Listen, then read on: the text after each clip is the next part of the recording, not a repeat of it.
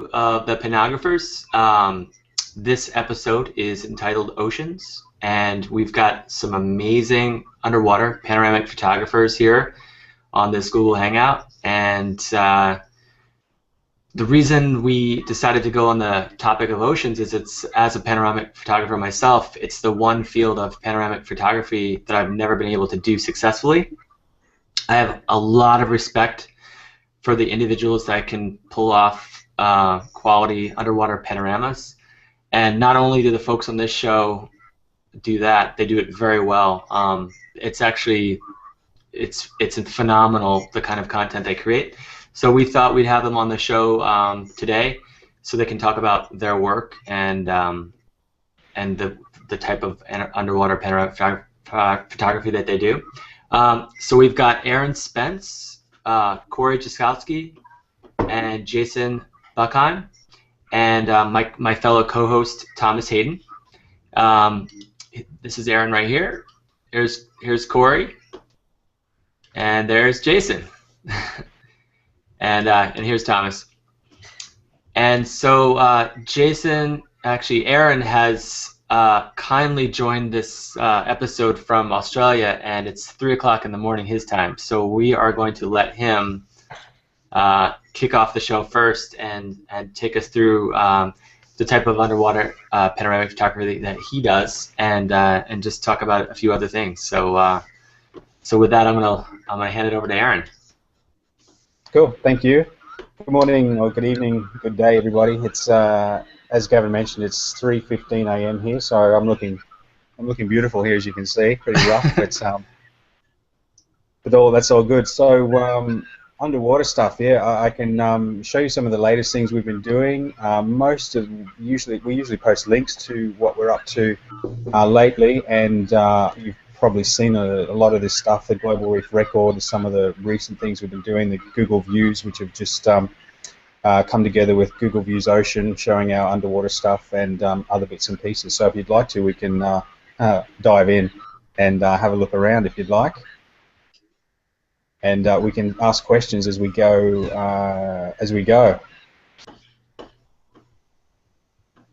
Okay, screen sharing. Can you see my screen?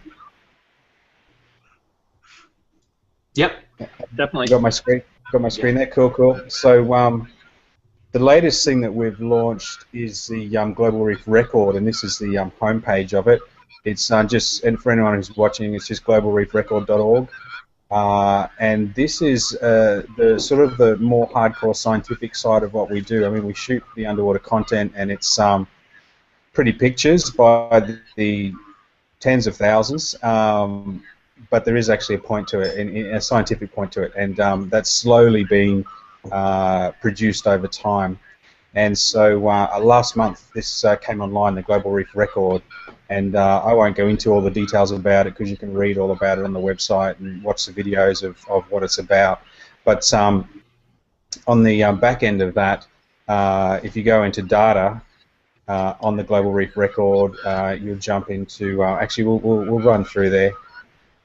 If you go into data, you'll see the areas that we've been photographing. You'll see in Australia we've shot a bunch of reefs, and we've started shooting in the Caribbean, the Atlantic, and future places we'll be shooting, which is Southeast Asia, Indian Ocean, Middle East, Pacific, etc., where we have pretty much zero content at the moment. And then as you scroll down, you can see the amount of content that we have actually produced at the moment, and as of right now, it's 42,877 panoramas are online, and 192 kilometres of oceans or coral reef have been surveyed. So some cool stuff there. And then we've got links to maps. We hook up with NOAA, which is the National Oceanic and Atmospheric Administration, and get a lot of their data to put on maps, which we'll have a look at in a minute. And some cool stuff we've been doing here with some different rigs that we've got for underwater photography. So here we can see for Australia, and we've got Atlantic here. We can see the different areas that we have online currently, and then here's the different reefs that have been photographed. So you can jump in there and look at all sorts of different reefs. So what was one I wanted to look at was Myrmidon Reef. That's right. So we jump in here. click on Myrmidon Reef, and then this little map over here will show us, so we've got GPS, we're trailing GPS behind this underwater sea scooter, and so we track where we're headed or where we're going, and so these are different what's called transects which have been run, and you can see that obviously they're running along the coral reefs. And then over here we've got these transects you can highlight are ones that are actually complete, and then this one here, for example, that's grayed out, is a transect that exists, but we haven't processed the content for it yet. So from here you can jump into the actual transect and check it out in our Transect Explorer, which I wanted to check out. Actually, we'll check out number 24 here because it's a bit of fun. So once you get into the Transect Explorer, sorry, what's that? Oh, that's just Jason's. I think he's got speakers on, so we've got to. I'll mute him. Just talking to myself then. So. Yeah, so in the Transect Explorer, each transect is up to about 1,000 panoramas. This one here is 964, as you can see, and it went for 52 minutes. Then there's some data up here that the depth of this actual panorama is 8.2 meters. Water temperature is 25 degrees Celsius. Speed heading and time and all the rest of it. So there's a whole bunch of data there, which is located also down here. And then you can look at any of the panoramas from that transect here. You can also look at the map view to see exactly where that transect ran along the reef. Okay, we've got can't zoom in that far, so we'll leave it on map view. And then each of the panoramas you can highlight, and it will show you a small equirect view of exactly what was at that point right round. So beautiful. You can see. Yeah, it's pretty cool. And the interesting thing, this one I want to highlight in particular, because the guys are doing a scientific transect. They run 1 kilometre or 2 kilometres along the reef, and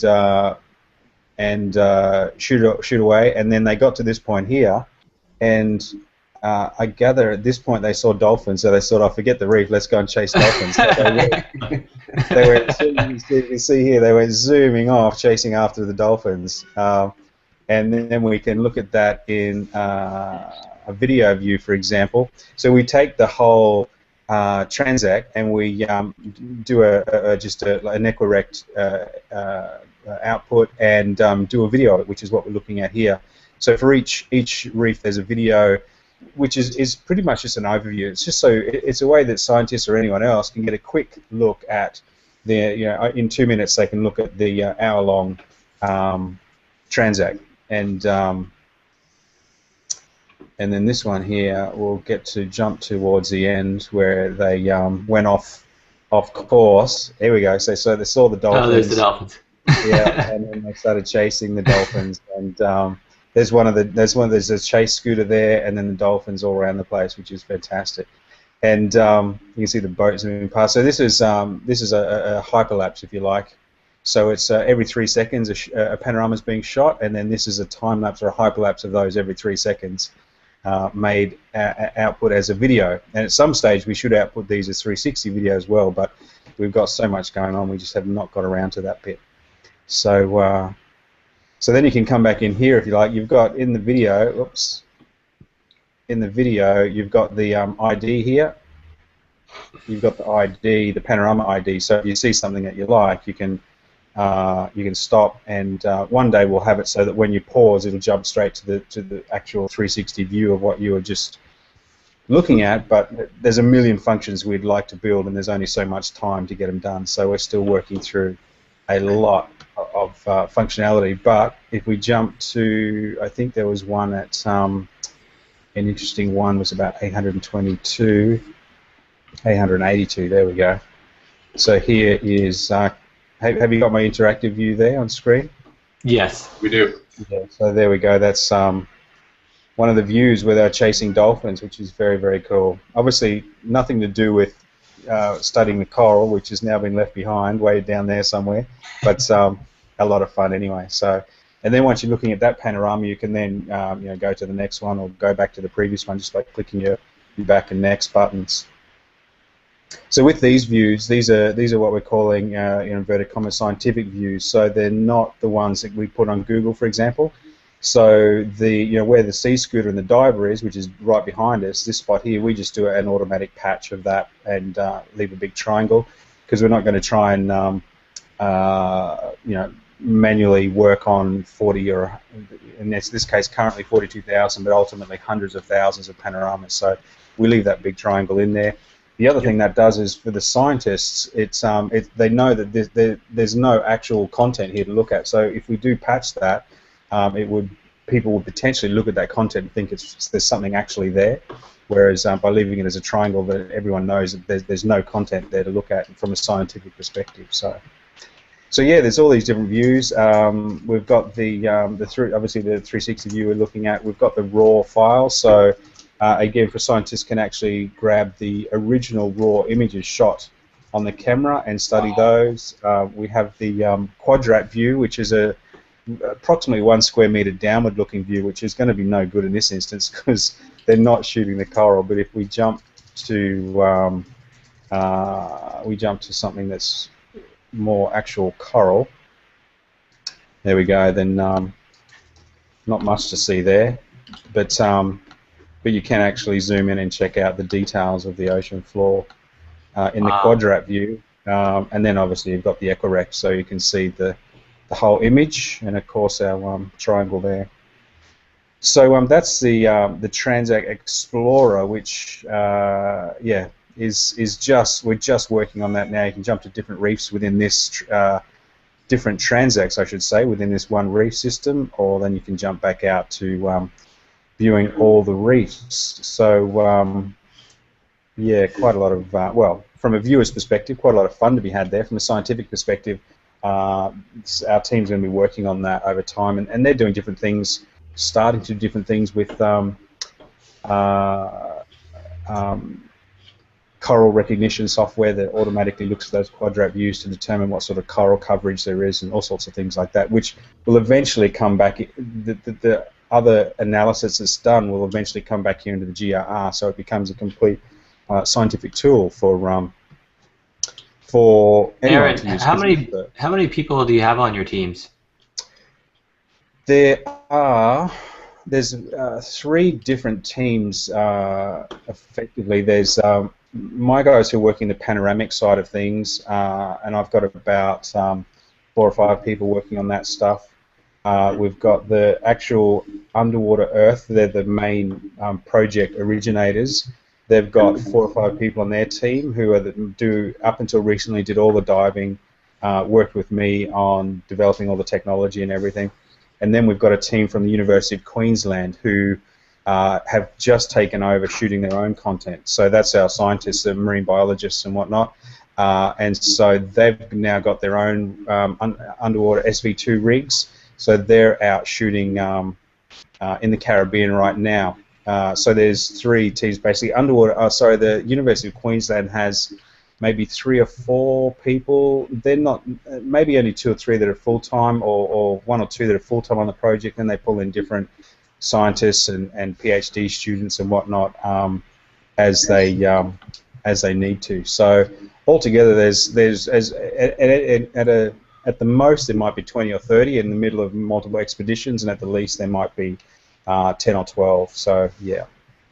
But one thing, the SV2 rigs, those are custom-made rigs that your team developed, right? Yeah, exactly. And just going to jump in and have a quick look at that. Oh, this is the map. So just while we're talking SV2 or the general project, we've got the areas that we have shot, areas that will be shot in the future, and areas like here we've got Galapagos, for example, that have been shot, but we haven't processed the content. So they're half red, half white for anyone who wants to check out what we're doing. And then here we can also do things like overlay NOAA data to find out what's going on in the world in terms of water temperatures and potential coral bleaching events and things like that we're on the lookout for. Coral bleaching is where the water temperature goes up too high. The coral becomes stressed, it bleaches, it goes pure white. I won't get technical because I'm not very technical on it. And if the water temperature doesn't drop quite rapidly at that point in time, then the coral will die, and then you're just left with dead reefs. So you can see at the moment we've got quite high temperatures at different points around the world. So So that's a lot of what's being done from a scientific perspective, is to look at what the reefs look like now and what they look like after bleaching events, and there's just we're creating a baseline so that we can compare what's happening now with what's happened in 2 or 3 or 5 or 10 years time with climate change, global bleaching, with storms, cyclones, hurricanes, how they destroy reefs and all that sort of stuff. So a lot of interesting things going on there. Yeah, so that's the SV2, which is Seaview 2, our current unit, and yeah, so that's all custom built. So in there we've got 3 Canon 5D Mark IIs, and if you know your lenses well, you could probably see that that's a shaved 10.5 Nikon, 10.5 Nikon. So three full frame bodies in there with fisheye lenses, and that gives us a 360 view. And that triangle at the back of the view we were looking at before is obviously this view here that is being cut out, which is the actual SV2 body, and then behind there is a diver. So here at the back we've got an Android tablet which is running a custom app, and it's controlling the cameras. And so as the cameras are shooting, the content's being sent back to the app, and the diver can see each of those 3 images we looked at before in that raw view as they're shooting, and then they can change exposures and whatnot as they're moving along. So yeah, so that allows them to run for an hour or so and to shoot up to about 2 kilometers of reef in that hour before they need to head back in and recharge and do all the rest of it. Well, in fact, they can run longer than that, but 2 kilometers is all that's needed from a scientific point of view. So yeah, all sorts of fun has been had in developing that stuff. So as you guys would know, underwater it's not easy. What's the depth, the maximum depth that you can take that? So yeah, so that's one. I think it's never been tested as deep as it will go, but I think it's something like 80 to 100 meters that will go. Of course, you've got serious light issues at those sort of depths, so we've not. I think the deepest it has been is maybe 40 or 50 meters, maybe a little bit more than that. But there is actually, we have thought about putting lights on it. There's different areas that you could put lights that they wouldn't show up in the image, in the panorama, which would be allow us to do some quite deep diving or diving on artificial light. But it's not been. We've got so much stuff going on. It's just not a priority to look into that at the moment. But hopefully at some stage we will, because there is. This is a shallow reef survey. At the same time as we're doing this stuff, there's other parts of the crew who are doing deep reef surveys, and they are. Where are they? They're down here somewhere. They're not using ROVs, underwater robots at the moment, or they're doing a little bit of that, but the intention is for them to be doing a lot of work with robots. So they're looking at reefs from 30 to 100 meters underwater, so as it says here. So, but they're not shooting panoramas, they're shooting still and video and other bits and pieces. So at some stage we hope to sort of hook up with the deep reef team and be able to do some panoramic stuff. But like with everything, there's so much stuff we want to do, and there's only so much time to do things. So yeah. But this page here, and we can put all these in the notes. Will take you straight to the prototypes and the SV1, which was quite a clunky beast compared to SV2, and then you've got information here about how it works and all that sort of stuff. So that's on the CatlinSeaviewSurvey.com website. So we've got the Catlin Seaview Survey, which is the project, and then it feeds content into the Global Reef Record, which is kind of like an open source project, that the content that we produce for that is for scientists around the world to use. And there's other fun stuff we're working on, citizen science and things like that, which will happen next year. So yeah, that's what's happening at the moment. I could go on, but I could go on like everyone else here. I could go on all day, so I won't go on. Yeah, we should definitely let some of the other guests show some of their work. But can you show the Google page views content that is importing in all your work? Yeah, exactly. So the Catlin Seaview Survey produces content that goes into the Global Reef Record, and it also goes the very best of that content, if you like, goes to Google for underwater street view. So we produce all the underwater street view content, which is on Google Maps, although it's generally, unless you've got a link to it or Google's promoted it somewhere, which they have done quite a bit of, it's very hard to find. But last week they put all of the different dots we have in Google Maps into Google Views, Google Maps Views. So yeah, so now we can check out places like, well, you can see them here, the Galapagos with the seals. We've got these latest few here, Bermuda, which was shot just last month. We've got some of the launch content, the Heron Island seal, which has been seen. We don't get numbers, but I suspect tens or hundreds of millions of times that this particular panorama has been viewed. It's been one of the main panoramas, or it's been the main panorama used to promote the underwater Street View content since September last year. So that's been viewed vast amounts of times. I'd love to know how many times, but we do not know. And then we've got some Philippines, some Hawaii down here on the Google Views. This one here I've mentioned when I've spoken at different events before. This particular panorama is one of my favourites. One, because it's a little tiny island on the Great Barrier Reef. It is. You can walk around it in about 10 minutes. It's tiny. It's got what they call glamping on it, which is very expensive camping. They've got about 6 huts on here that you can camp on, which I don't think I photographed them, but back in here is the one that my wife and I were staying on for this particular event. And this moment here is a sunset. It wasn't intentional, but that's the conditions only became right at the end of the day. So it's a sunset on this island, and it was photographed on my 40th birthday. So it's a particularly nice, particularly good. That's beautiful. Good panorama for me. Yeah. So, and the interesting thing was my wife was on this island pretty much by herself. So there was an island manager and a chef, and it was just us there for a day or two. And yeah, my 40th birthday, which wasn't set up that way. That's just the way the job worked out. And yeah, beautiful panorama. So the water is so still and clear. Yeah, and I mean, shooting above water panoramas for us obviously is relatively easy.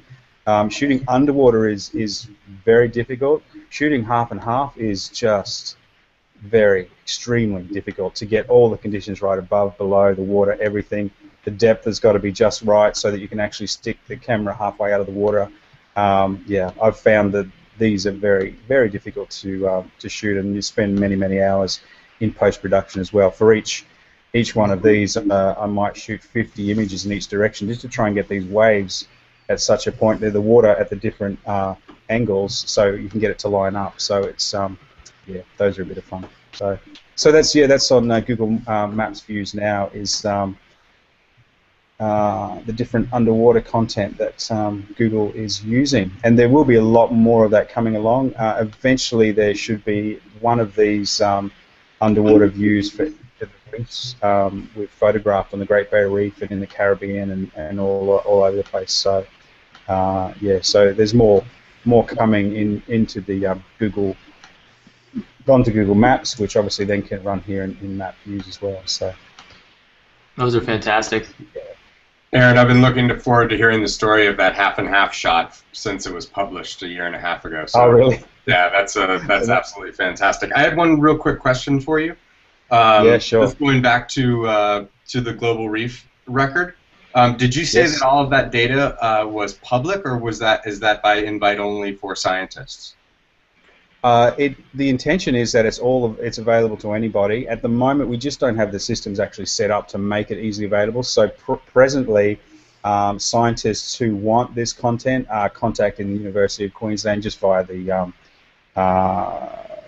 well, that's a good question. Via where? Via somewhere in here. Sure. Contact. Here we go. Via the contact form and saying, "Can I get some content?" So ultimately, though, it's the intention is that it's available to anyone. So it's not content that this project is trying to hold close to its chest.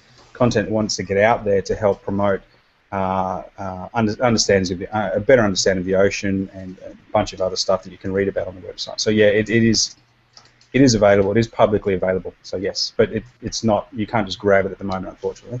Well, that's really just very exciting, considering what creative content creators have done with Street View imagery over the years, Yes. and what potentially could be done, as far as creating 360 videos. I know that you're going to do that as well, but just all of the imaginative things that have happened out there with Street View. I imagine that this sort of content being available would just get them super excited.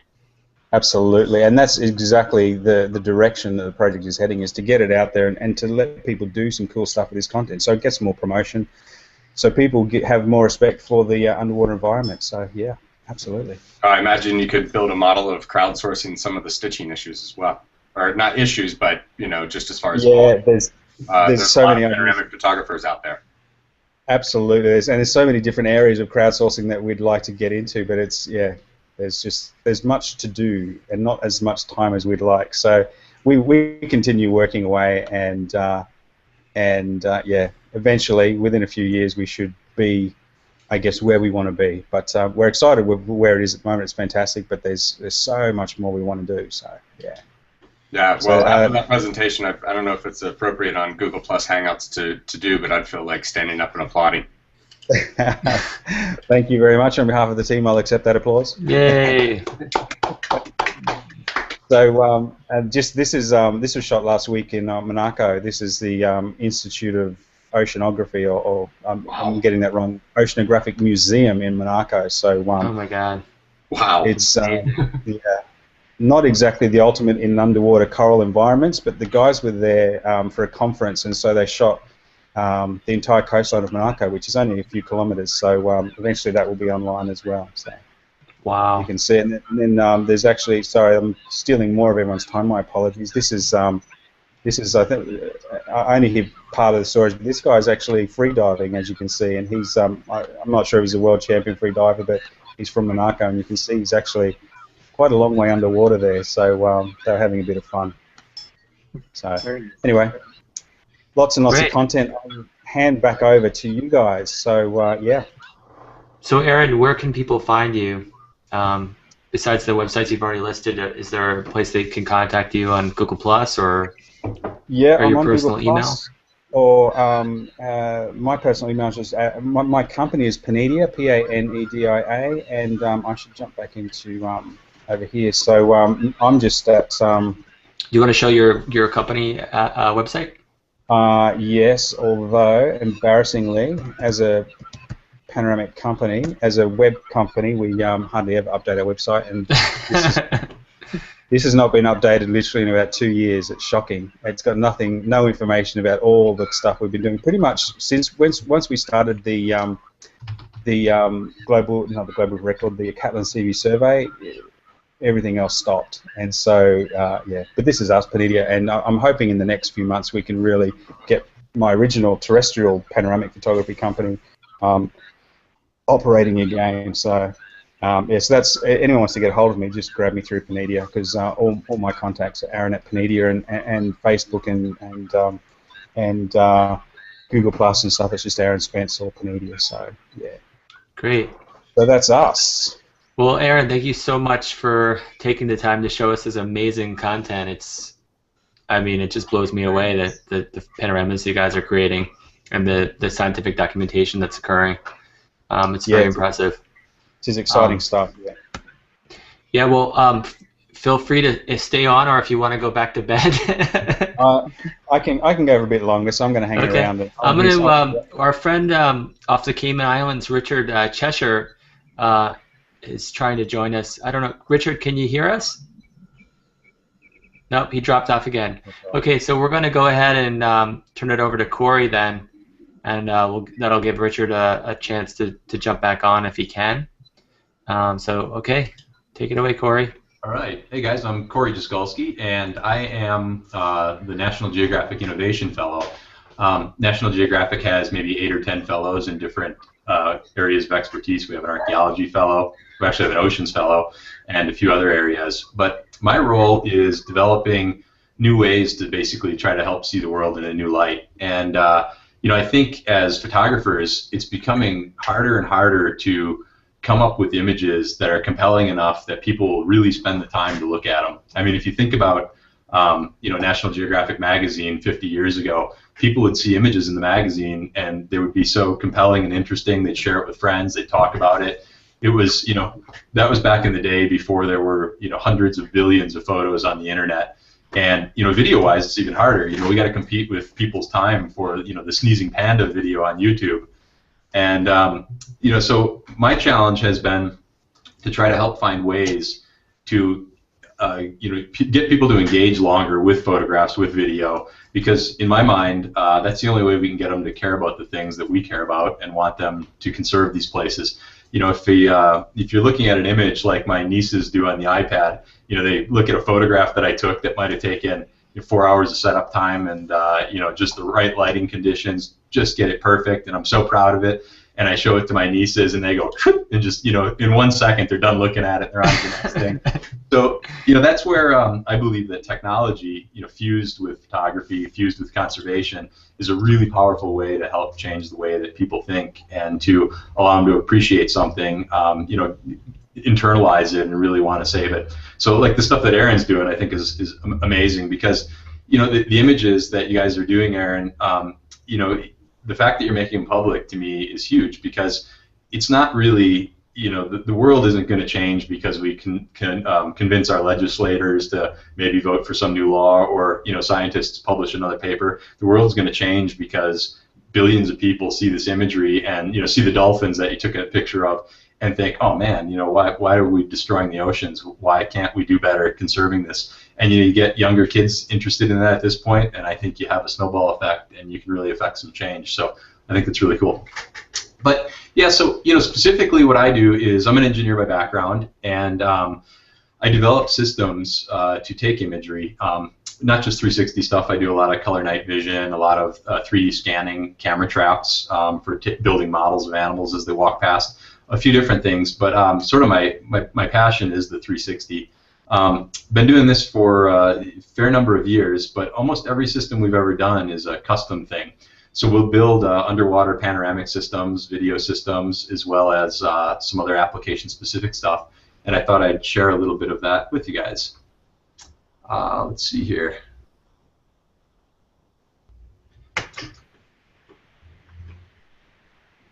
Actually, there we go. And while you're setting that up, I just want to say I just discovered on Google Plus that you have to turn on the Q&A before you start the broadcast.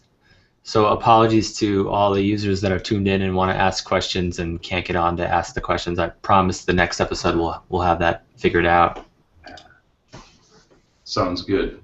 All right. So I'll show a little slideshow here of some of the images we took of our systems. And this guy here is an underwater panoramic system. Can I pause this?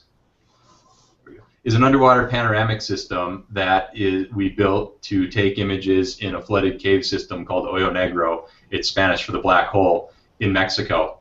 And these flooded cave systems were sort of a unique challenge because the depths of the cave system drop off to about 200 feet, and the area below, inside this cave is completely enclosed, so there's no sunlight coming down at all. So we needed a really challenging system to do the lighting as well as the panoramic photography. So what we were trying to do with the system is gather the world's highest resolution underwater panorama, and we were also trying to do this in a flooded cave, 100 feet deep or 200 feet deep in the jungles of Mexico. And what's kind of cool is, from the scientific perspective, we have some folks here that weren't divers. The woman in the background is Pilar Luna. She's the head of underwater archaeology for Mexico, and no longer dives. And we had an anthropologist on board that was studying some of the skulls. There's human remains found in this cave system, as well as some animal remains like sloths and saber-toothed tigers and things like that from different eras. They just both, perished in the cave and were preserved by the strange salinity and chemistry inside the cave. But what's really cool to me is that we could take these images using the system, bring them back up, and share them with the team, right away, and show people what we were seeing down there, and let the people that don't dive, that were important parts of the scientific expedition, see things that we could see, at 3 gigapixels, and zoom right in, look at the skulls, look at the geology, and set up the next shot for us so we could decide what else was important to capture scientifically. Let's see here. Out of curiosity, how did you get the resolution so high? We'll show you. Yeah, so we built, so it was a custom system that had it was a Canon camera with a lens on it. It was Icolite underwater housing. You can put any lens on that thing you want. You could, in theory, put a 400 millimeter lens and take, whatever that comes out to be, the 20 gigapixel, 40 gigapixel image. So we had the camera system that would pan and tilt. But the trick to it was we built, a controller that would pan and tilt these motors and do whatever resolution we want. So we wrote a Linux program that would take our custom system that was a bunch of stepper motors, oil compensated, so we can run them deep underwater, and it would pan and tilt them as we needed to get the imagery. So if I can get the cap off this thing, probably should have taken this off before the. I know. What are you gonna do? There we go. So what we've got here is this is our underwater controller, and on one side here, hard to see anything, but inside here there is a computer system. It's a single board Linux computer about the size of my thumb, and then underneath that we have a battery pack. So these are all actually batteries that we've wired together. We have wireless, so when we're out of our chamber, when we're not in the water, we can basically talk to this thing and configure it. We have, kind of hard to see here, but these guys here and here are stepper motor controllers that control the pan and tilt axis of the system. And then we have some more battery conditioning circuitry here, as well as some serial controllers and things like that, so the whole thing will do its dance. And the nuance of the system was, so these are underwater connectors commonly used in remote operated underwater vehicles and that sort of stuff. The nuance is not only do we have to control our pan and tilt motors, we also had to control our camera system, and we also had to control lighting. So this system synchronizes the photos being taken by the camera, synchronizes the pan tilt system, and synchronizes the lighting platform that we were using. And all told, the thing is pressure tolerant to about 500 meters. We're building a new system right now that will go much deeper and be a little bit easier to use. But the idea behind it is, when you're diving, especially cave diving, you're really task loaded anyways. The guys that are going really deep are on 2 or 3 different mixed gases, sometimes on rebreathers. You're looking out for your buddy, and you're far enough back in there that if something goes really, really wrong, there's really not a great way out. So you got to be pretty resourceful and be able to solve problems.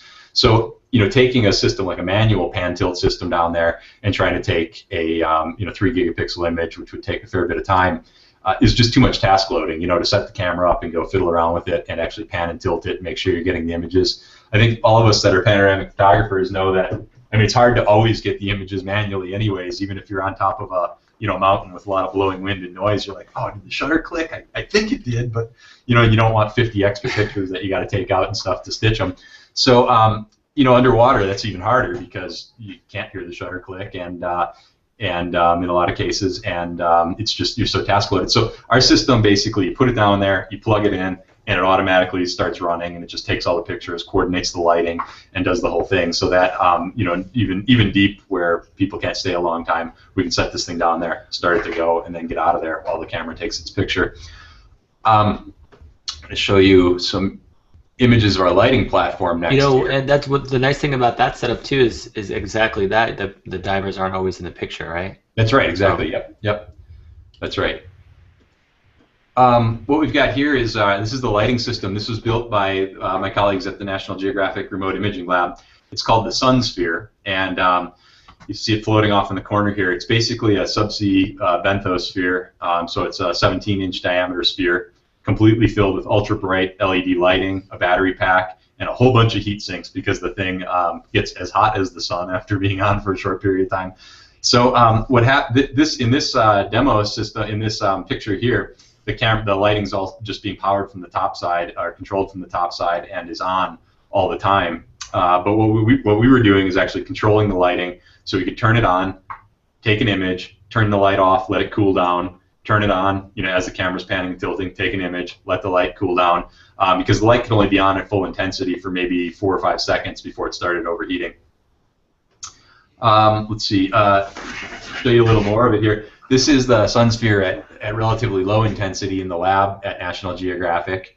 That's Mike Shepard, one of the engineers that worked on it. He also has the dubious distinction of one of the only guys I know that has actually fallen onto a great white shark, but that's another story.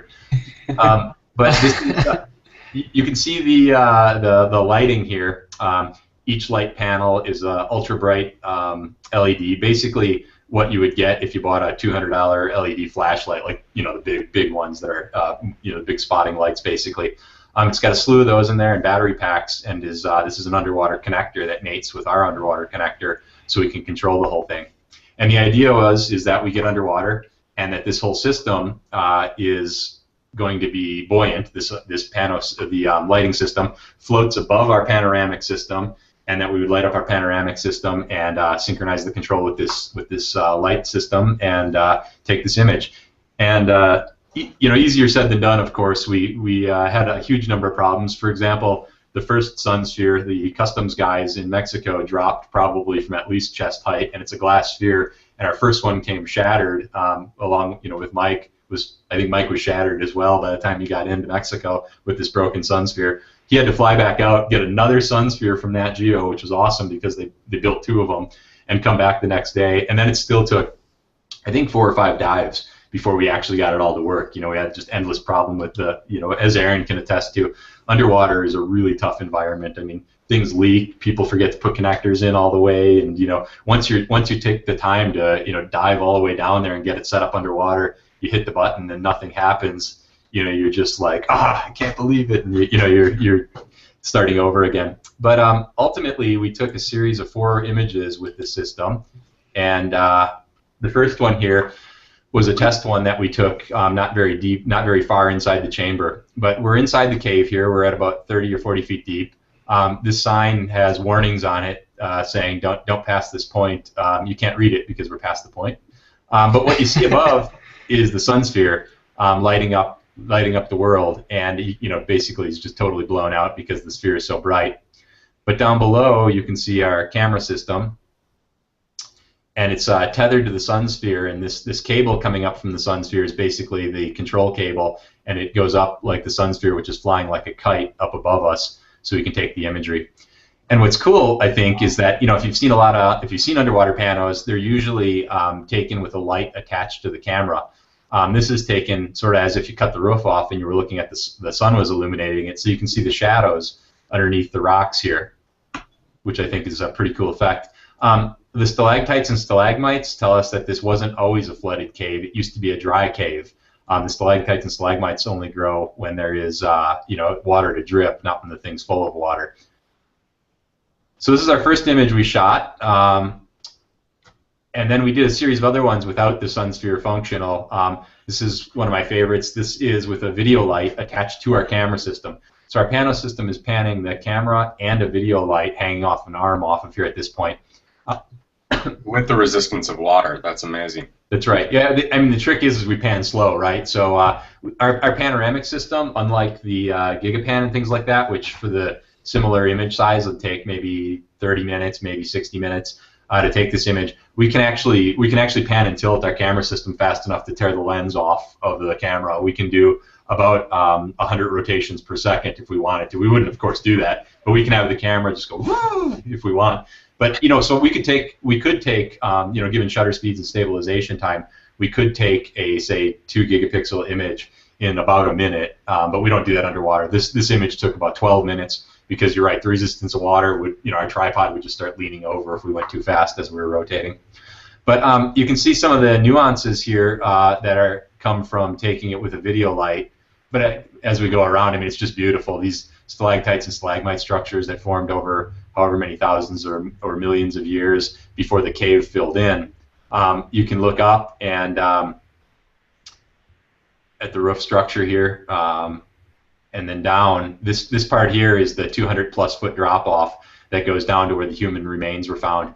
And the idea is, one of the ideas is perhaps this cave used to be dry up to this point. We're about 40 feet deep right here, and the pre-Mayan folks would come down into this cave system, and this whole area here was full of water, and that would have been perhaps fresh water that they could have used for drinking. So people would come down here, was the idea maybe, and get water. And unfortunately, 200 feet down here or so, we found the remains, the cave diving team found the remains of a woman that died. Nobody's really sure. It could be 9,000 years, could be 19,000 years old. There's some speculation that depending on those dates, it will make it the oldest human remains ever found in the Americas. But along with that, down in this hole, animals of the prehistoric time must have came down here to drink and fallen down here as well, because there was, I believe, 2 sloths, saber-toothed tigers. There are all sorts of crazy stuff down here. I think a mammoth, also all sorts of things, or mastodon rather is the technical term, that were found down in here. But you can see with this, taking it with the video lights, it might be hard to show up on the Google Hangout screen, but you can see these areas of light and dark. What was happening is basically the light was vignetting a little bit. We basically didn't have enough coverage with our light to make it so that the light was broad enough that there wasn't some fall off at the edges. So you can basically see how many images we took, right? There was an image here, an image here, an image here, an image here, going across the scene so that we could add up all these photographs. So that's just amazing. Oh, thank you. Yeah, it was a lot of fun to take, as you might imagine. Let's see. So I guess the output of a lot of this stuff is that, if I can turn off screen sharing. There we go. In this last month's magazine, in National Geographic magazine, this would be the October edition, so I think there's actually a newer one out, though. It's the 125th anniversary edition, the photo, so they did one all on photography in National Geographic this month. And what was cool is, you know, we've had panoramic images in the digital edition of the National Geographic magazine, which you can get on iPad, and there's a couple of editions that have panoramic images we've shot in here. But in this one, we actually got a story about shooting the panoramic image, which is pretty cool. You can see their illustration on the bottom there is below the diver is our system sitting down there that took the imagery. And you know, this was graphically meant to be the sun sphere hanging up overhead. But anyways, nice little, just a one-pager, but a little story about the system and about taking the imagery and you know, the troubles of it. It's the National Geographic. They call the feature the survival guide. So most of it's about the trouble we had, not all of it was about the successes, which I think makes it kind of fun though. So, but yeah, so you know, on that same vein, to see panoramic photography referenced, especially from that end, as in how difficult it can be, especially to do something like that in the magazine itself. That was a huge surprise, and it was good to see it again in there. Well, good, thank you. Yeah, and again, if you get the digital edition you can download the old digital editions, and if you get the one for October, the image that I showed of the cave system is in there. It's on the iPad. I think it's a subscription-based thing, but it's just a couple bucks. And we've also had some images in February of last year's edition from Libya, and I, would expect that you'll see more panoramic images that I've taken in National Geographic magazine coming up. Not free to talk about those, but there's some cool stuff coming down the pipe. I'm sorry, guys. On the digital edition, are those gigapixel? Is the gigapixel zoom available? No. I think someday some of them link out to the gigapixel, but the digital edition is basically meant so you can download the whole thing and view it on, say, the airplane. So we don't bake in the full gigapixel just because it'd be a giant image. So it's the lower res. Great, thanks. Sorry, guys. You know, if that custom gigapixel rig did such a good job underwater, I would imagine it would be pretty amazing above water or out of water. So. It is. Yeah, I mean, the real advantage of it above water is the speed and that we can tie other metadata to it. But underwater is where it really shines because the Gigapan got some echo. The Gigapan and that work pretty good on the surface. The high speed capability of our system is neat, but really the application is underwater, I think, for that one. So in the future, what I hope to do is adapt the system, which we're working on right now, actually, so that it'll go much deeper. I mean, the cave system was great.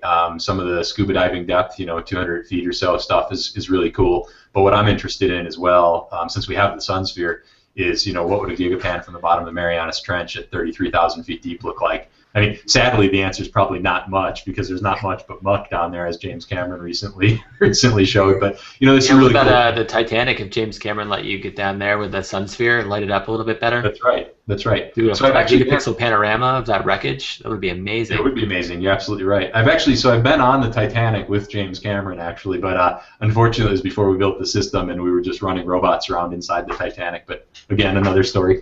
But yeah, so my excitement. Actually, okay, that's actually a great segue. I started out as an engineer, electrical engineer from MIT, and I had no intention of going into anything imaging or photography based. I was intending to go into underwater robotics, And what happened, though, is while I was working at Bluefin Robotics, it was the world's largest underwater autonomous vehicle company at the time, I was building this battery pack. It was a custom underwater battery pack that we were going to take down in our submarines and use for oil and gas exploration and things like that. But we got this call from this James Cameron guy that said, hey, I heard you guys have these battery packs that can go underwater and inherently tolerate the pressure of the ocean. And we're building these really tiny vehicles, and we want to take some batteries down inside the Titanic. And long story short, I ended up on this Titanic expedition with James Cameron, and ended up down in one of the 3-man Russian Mir submersibles, 12,500 feet deep on the deck of Titanic, running robots around, taking image. They were small enough they could go through the portholes, swim around in Titanic, and come back out at even a different porthole. They were fiber optically tethered, so we could cut the fiber and pull it out. But I'm sitting down there on the deck of the Titanic, looking down over where the grand staircase used to be, and we got robots with cameras on it running around on. My part was really small. It was the batteries, right, which seemed pretty low tech, in comparison to the rest of it. But I was thinking to myself, man, taking technology and imagery and fusing these two together to get something that nobody else can get, this is really exciting. And I basically decided right there, I've been privy to very few epiphanies, but that was one. It was like, you know what, we got to do more of this. There's got to be more technology and imaging and doing the stuff that lets people see the world in a way they couldn't before. So that's kind of how I got into this. And so we did this underwater still panorama stuff, and then I started getting excited about underwater video. And we've built a lot of systems over the years. This one is actually not at all an underwater system. This is a system, I've gutted most of the parts of it. We used to have a gyro board on here and things like that. This is a system we built for launching on high-power sounding rockets. But again, it's sort of custom camera system. This one's actually broken. You can see some parts hanging off. This ejected from a rocket doing 3,000 miles per hour at 37,000 feet.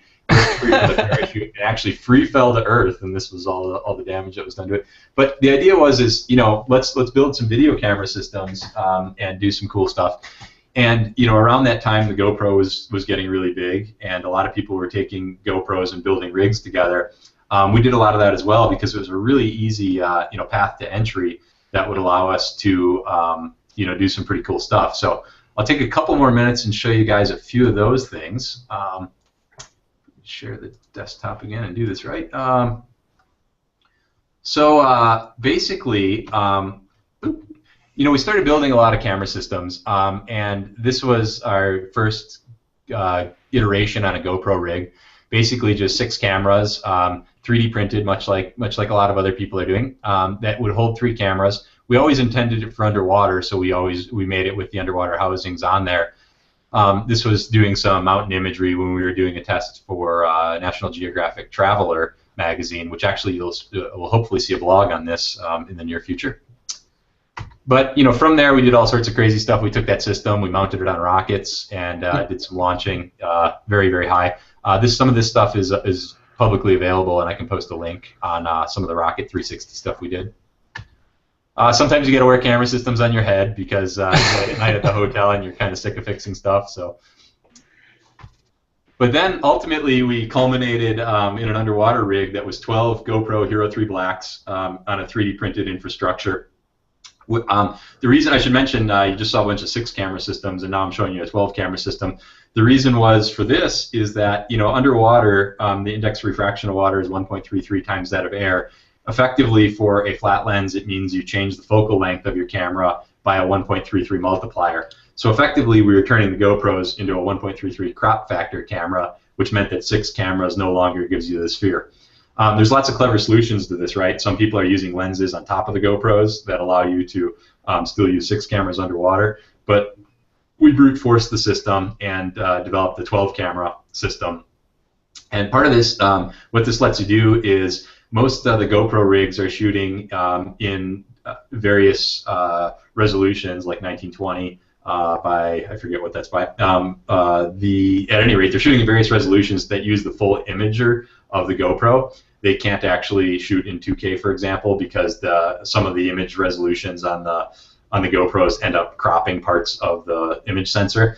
And so basically, you got 1 or 2 resolutions you can shoot in. We can shoot any of the GoPro resolutions with this camera because we've got enough overlap. So basically, we could shoot 2K video with this easily over 12 cameras, which would give us 24K. which we think is the highest resolution video ever taken underwater. Not sure, don't have a metric for that. But we just built this little mount that mounts the system to my scuba tank, and then I wear this whole mess on my back and very ungracefully get into the water with it. It only took one try to realize that the right way is to put this thing on in the water, not to jump off the boat with it. But at any rate, you can see the system up here. So here's some imagery that we took of the system in action. That's a curious bull shark in the Bahamas. This is sort of a fun story. I was out shooting with this rig for National Geographic. Spent 10 days in the Bahamas, and normally the Bahamas are like glass. I mean, just the water is perfect. We get out there, there's 8-foot waves beating the shore, and we tried to get out every day. The visibility was horrible, and it was like diving in a washing machine. But we get out to on our last day that we could possibly dive before jumping on the plane. The waves are calm, the ocean's clearing up, the weather's perfect, and we're like, all right, sweet, we're actually going to be able to go get a test on this system. So we pull the boat out. The dive group we were with, we took the boat out to the reef. We're looking in the water, and I see these dark shapes moving around, and I'm like, oh wow, there's sharks under there, great. But I figured they're black tip reef sharks, which are fairly friendly. The dive master says, oh yeah, those aren't black tips, as they're finning through the water. Those are bull sharks. And I think to myself, well, great, but we got to get this video. Got to come home with something in the bag, right? So we're standing. I'm getting the gear ready, and my wife is my safety diver and my partner in a lot of this stuff. And I say to her, okay, Ann, look, if you don't want to jump in the water, I'm going to go in there, lay on the sand, and I'm going to have this guy up on top throw a bunch of fish overboard to try to get pictures of sharks swimming generally around the camera. If you don't want to do this, I can't blame you, and you probably shouldn't anyways. And she says, no way. If you're going, I'm going. So long story short, I got my wife standing at the off of the tail of the boat, ready to dive in, and there's fins going through the water, and I'm thinking, man, this seems like a horrible idea. But she jumps in and swims down to the bottom, and I finish readying my gear and swim down to the bottom, and it was awesome. We got about 12 minutes of video with the sharks coming so close to the camera that they're basically almost bumping it right up in the camera, and I'll show a little bit of that, but I think it was pretty spectacular. The one thing that I thought about afterwards was the sharks were getting really close. The fish that was being thrown overboard, sort of chum, was staying on the surface. It wasn't sinking to the bottom. And the sharks were super curious of me, and I had no idea why they were getting so close. I mean, just right in my face. And what I thought about on the top is, the GoPros are all synced via Wi-Fi. So I've got 12 cameras beaconing Wi-Fi, which granted that signal doesn't make it very far through the water, but the sharks have the Amplio Lorenzini on the front of their nose, which are sensitive to electric and RF signals. So part of me thinks that I was basically a shark beacon sitting there underwater with this camera system. Oh my God. I'd love to see some studies done on that. Yeah, totally. Totally. Here because of it. Yep. So your rig is actually able to communicate underwater through Wi-Fi? No, not at all. We couldn't get under communication through the water at all. We just sync them on the surface and then jump in. So yeah, and then this is a frame grab taken from another trip. Same system on my back, but we were trying to get stingrays near the camera system, and to do this, I had some calamari from the grocery store, and I was holding it out in my hand, kind of in front of my face, thinking that I could squeeze it a little and the stingrays might be attracted to me, and they were. But I underestimated how aggressively they would want to get the calamari out of my hand. And after getting bit by a stingray on the hand, they have these cartilage plates, and they kind of suck your skin up in it and clamp down with the cartilage.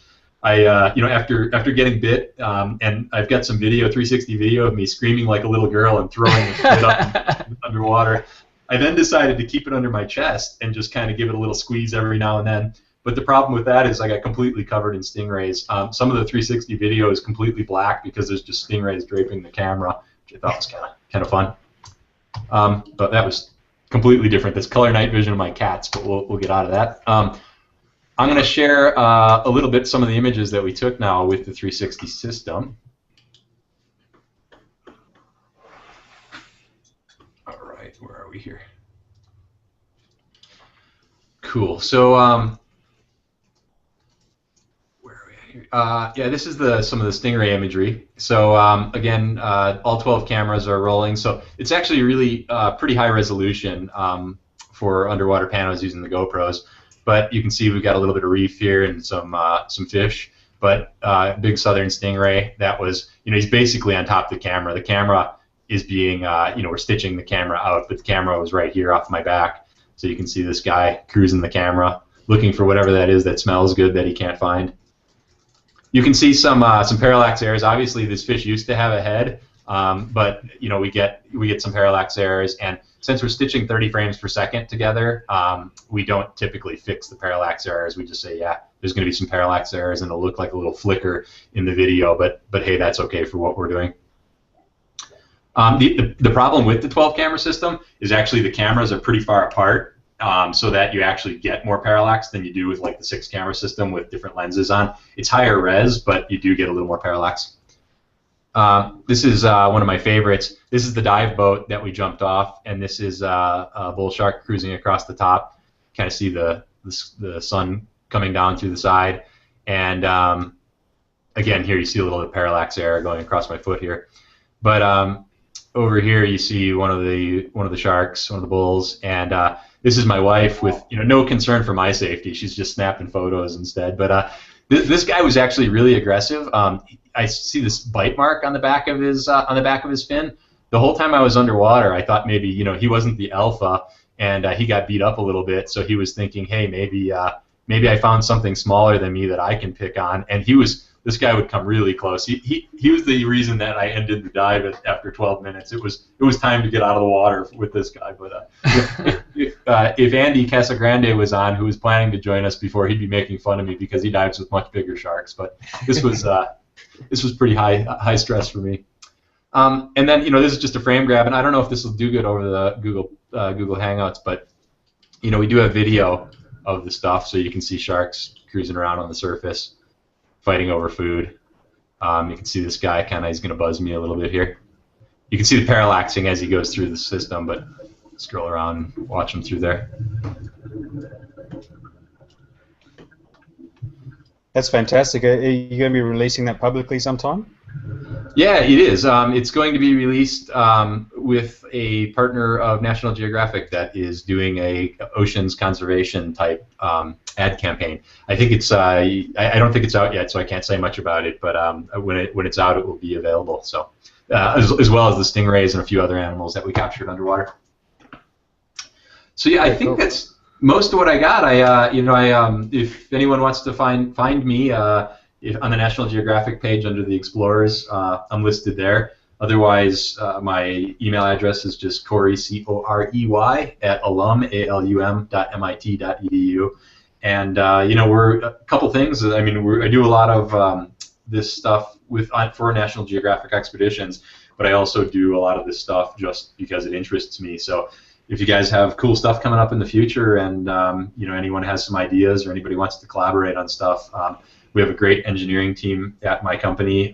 We primarily don't just do imaging stuff. We do a lot of sensors for oil and gas leak detection and things like that. But we have a big engineering team that we use on some of this stuff and machine shop and all that sort of thing. So we develop new technologies, basically purpose fit for cool applications where we can, go out and show people, the world in a different way.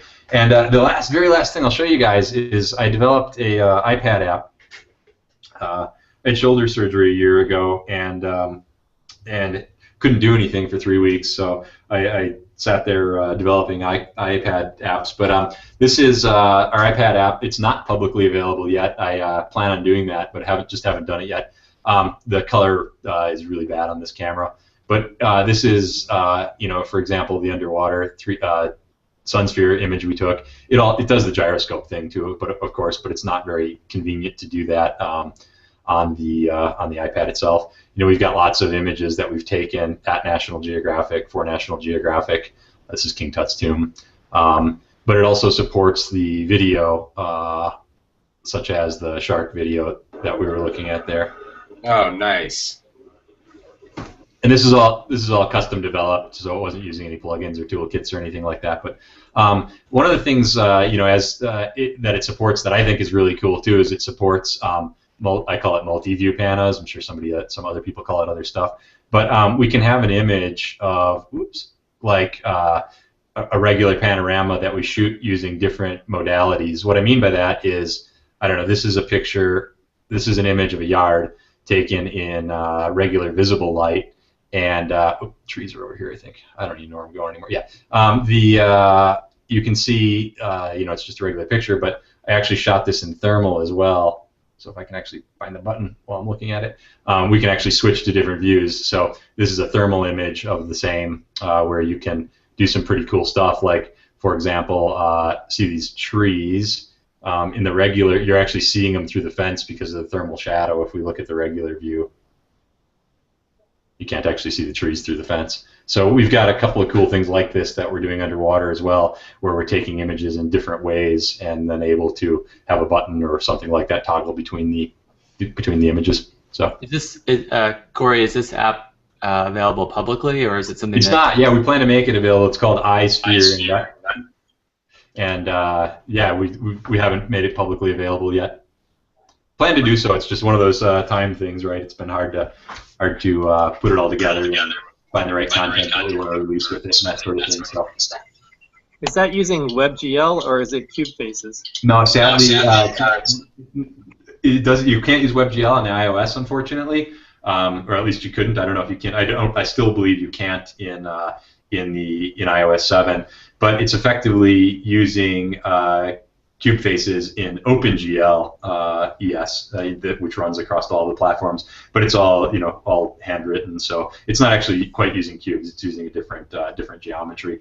But and then what we're able to do is actually map the video, which we render specifically for that app. Then we take that rectangular video, and I wrote a Mac plugin that we can re-render it to fit on to the format that it needs to. Because the problem is with iOS, reshaping the video, like taking rectangular and remapping it, the iPads are amazing, but the processor gets a little bit overloaded when you try to do a lot of that stuff at 30 frames per second and do all that at high resolution as well. So we're pushing, I think that was 2K video on the iPad that we're showing across the sphere, and hopefully we'll have 4K soon. But yeah, we've mostly just been using it as the reason that we wrote the app is largely because we didn't have a satisfactory way to show off the imagery. We can always do the 360 videos on the PC, but going and talking to other partners at National Geographic that are interested in doing new projects, oh, let's go to this website and load it up. It's way cooler to just show them the iPad and let them drive around. So I wrote the app primarily just for showing others what we can do, just as a way to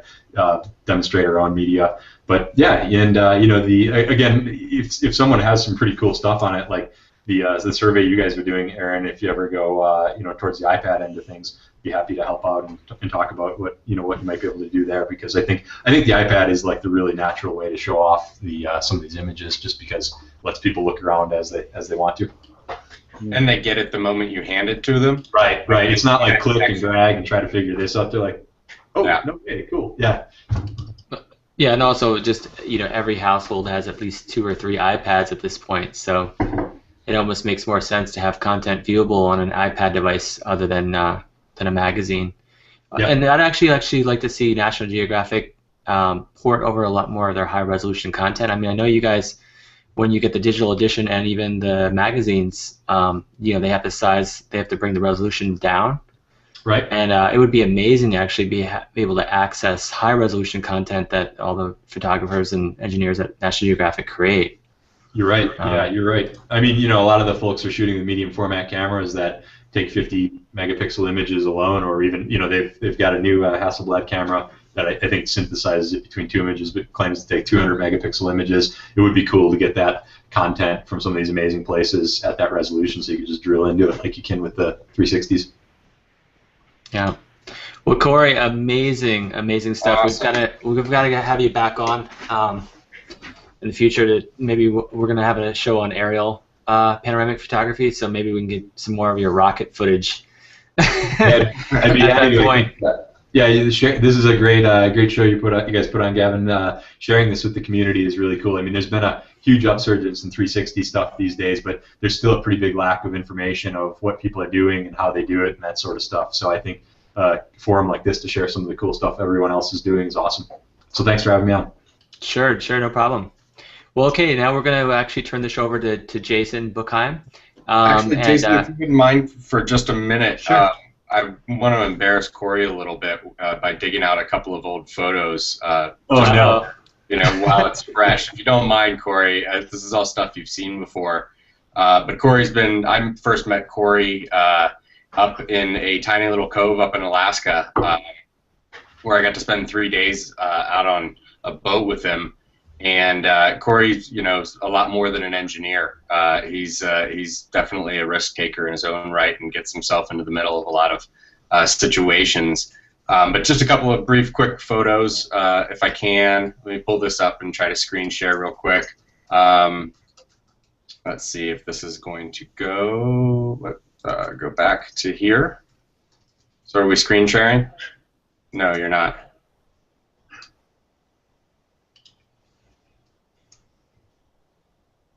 Oh. I think we lost Thomas there. I think it was probably a really bad photo. That's what happened. Yeah, his bad photo. Oh, there he goes. Thomas, yeah, we lost you there for a second. We lost your audio. Okay. The internet won't let us see that image. Yeah, it's banned. Actually, Corey is hacking into his computer right now and preventing him from showing it. Thomas, you there? Your audio is not working, Thomas. Give you a few. Am I back now? Yes, you are. Gentlemen, I apologize, and Corey was saved by computer glitches. We won't dig in and try again. But I've got some good ones of you, Corey. Thomas, do you want to just try to find the picture, and then after Jason's presentation, you can show it, we'll reveal try it to the world? We'll try that. If not, we'll post it someplace. Okay. Okay. So here's Jason, and he's going to take us through some of his amazing work.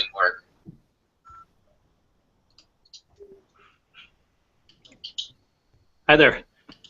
My name's Jason, and I run a company called Odyssey Expeditions, which is a educational adventure program for students, high school students and college students that come down to the islands in the Caribbean, and we teach them sailing, scuba diving, underwater photography, and marine biology.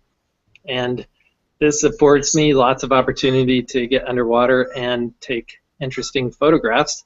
I'm trained as a marine biologist, studied coral reefs and particularly blennies and their competition for some holes in order to live in. And my passion has always been in underwater photography, and I got into taking lots of macro photographs because I really liked taking photos of the blennies. But then I discovered panoramic photography, and while we had these fellows with these amazing computerized rigs do some really amazing photography that we've already seen on the show, I've taken a much more low-tech approach in order to get my underwater panoramas. It's just a Ike light housing mounted on a monopod that rotates around the nodal point, and I can take about a 0.5 gigapixel image at most using this method. But the really nice thing about it is that I'm using the strobe, so I get really nice lighting, and I'd love to share with you what some of these look like. So let me jump there.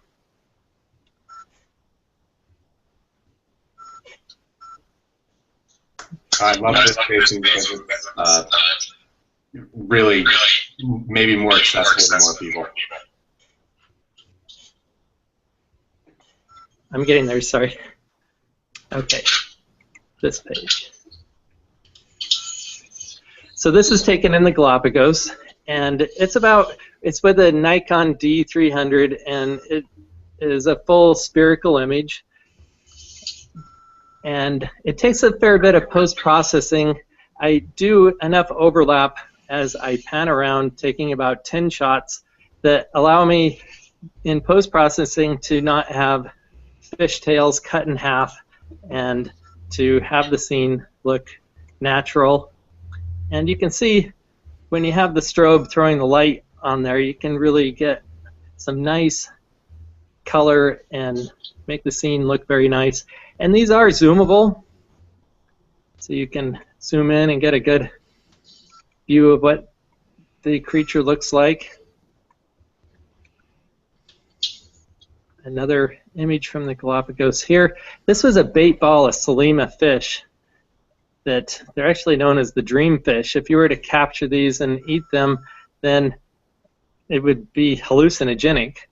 But diving next to these is also rather hallucinogenic because they just kind of envelop you, and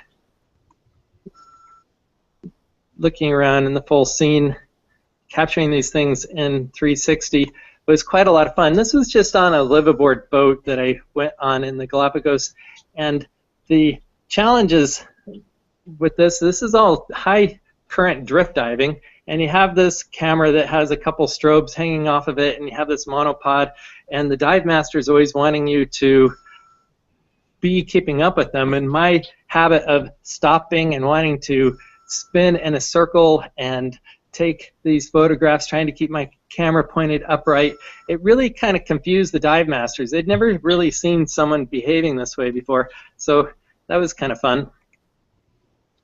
This is another one that's half above, half below. This is Las Tunales in the Galapagos, where there was these penguins, and sorry about the seam there.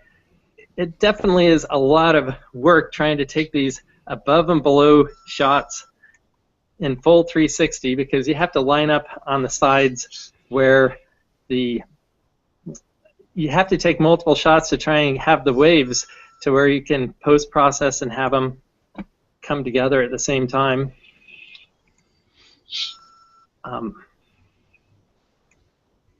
Here is a beautiful reef where with the light you can really, once again, with the addition of the strobes, you can really bring the beauty of the scene out using both the natural light and throwing the strobes on to the subject.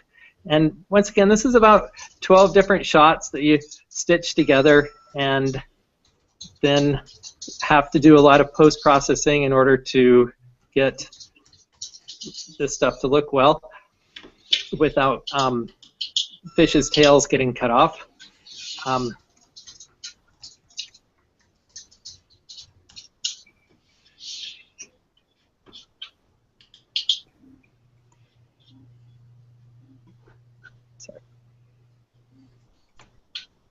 I have a portfolio here of the different images.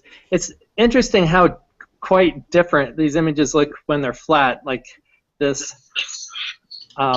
You don't realize that I'm actually almost surrounded by that bait ball of fish. When you project these flat, it looks like this thing that's kind of far away. If we look here, you can actually go inside of the shipwrecks and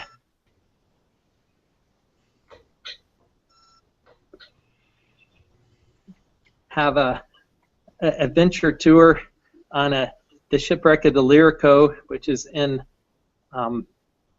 offshore of Beckway in the Grenadines.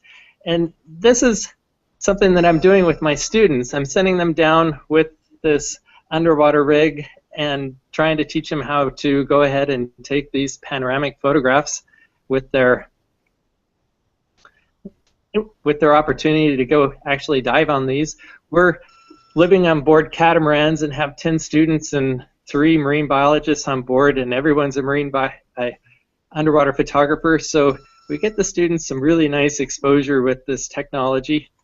This next year we're currently building a open ROV, which is an open source ROV, and you can mount a GoPro on it, and we hope to see what type of exploration ideas they can come up with this thing. It's basically a ROV that's less than $1,000, controlled by Arduino with just a 2-wire feed that goes back up to the boat, and so you can have video, and it'll be interesting what we can come up with. Jason, I wonder how the students are going to take to the idea of having an ROV rather than getting down there and enjoying it themselves. Well, what I would really like to do is to figure out an interface to control the ROV while underwater. Instead of being on the boat and controlling this thing, to actually have this an interface, some sort of underwater housing for the controls, so that they can actually see the ROV but get it into a tighter space. And it would be interesting to use the ROV to capture images in tighter spaces and things that they wouldn't normally be able to get to. But mostly the students love robotics and they love to touch these types of things, so I imagine they're going to be pretty interested in it. Here's an image.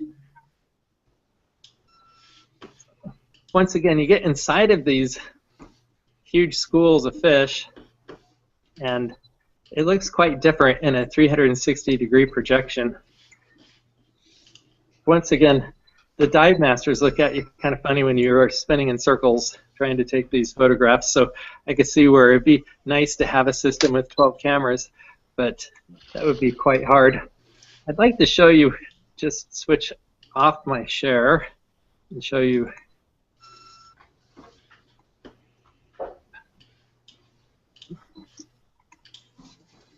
All right.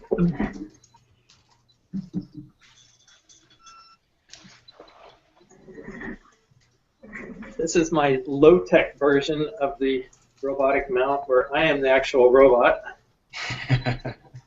And you see I've developed this mount here so that I can have the camera turn through its entrance pupil as I rotate around, and I would actually be on the reef and able to keep the camera in the right spot as far as the entrance pupil and taking photographs all the way around, usually with two great big strobes, and it'd be in high current, so it can be quite challenging to do this. But just with the monopod and the single underwater housing and spinning around, then I am able to capture these panoramas with.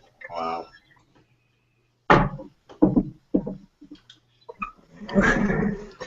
That process, though, of trying to decide where I'm supposed to stop to take these panoramas, to take each individual photo, is what led me to the idea of a computer system to help me out with this. And originally I got this spark-funded device called a Razor that had gyroscopes, accelerometers, and magnetometers that could keep track of the attitude of the position of the device. And I built Arduino electronics and a screen, and this would show me where I would need to stop for each photo in order to take the photo. And that worked really well, but it was rather cumbersome and a lot of different parts. And then I got this iPad Touch for $200, which costs less than just the Razor itself. And I wrote this app that allows me to put the focal length of the lens that I want to work in, say 40 millimeters. And everywhere that there's a green dot is where a photo needs to be taken for a panoramic image. And if I line this up, then it actually makes a little beep. And that beep is a sound that's a special sound where it's all the different sounds possible to get out of a device. And it allows me to link in with this thing called a trigger trap. And it hears that beep, and it actually allows me the camera to fire. So it does the shutter release, and I can mount this inside of my underwater housing and set the focal length that I want, and it will keep track of exactly where. Of course, if I'm doing something simple like a wide-angle lens, it takes much fewer shots. This is actually also something I do with my land photography. But you see here, there's far fewer dots that I have to use, and it keeps track of the attitude of the device and makes a beep when it's all lined up. Nice. If I wanted to do some land photography, I got this little toy off of eBay called a Hasbro My 3D. It looks like this, and it's meant for looking at videos and playing games with your iPad. You stick your thumbs in and you can interact with the device, but it's basically a ViewMaster for your iPhone. And they had lots of great dreams of this being a wonderful thing, but then everyone forgot to buy them. So on eBay for about $5. I have to get one of those. But if I stick my iPad inside of this, I'm sorry, my iPod Touch, and then I can mount it on my camera because I taped a little bit that allows it to go in the hot shoe.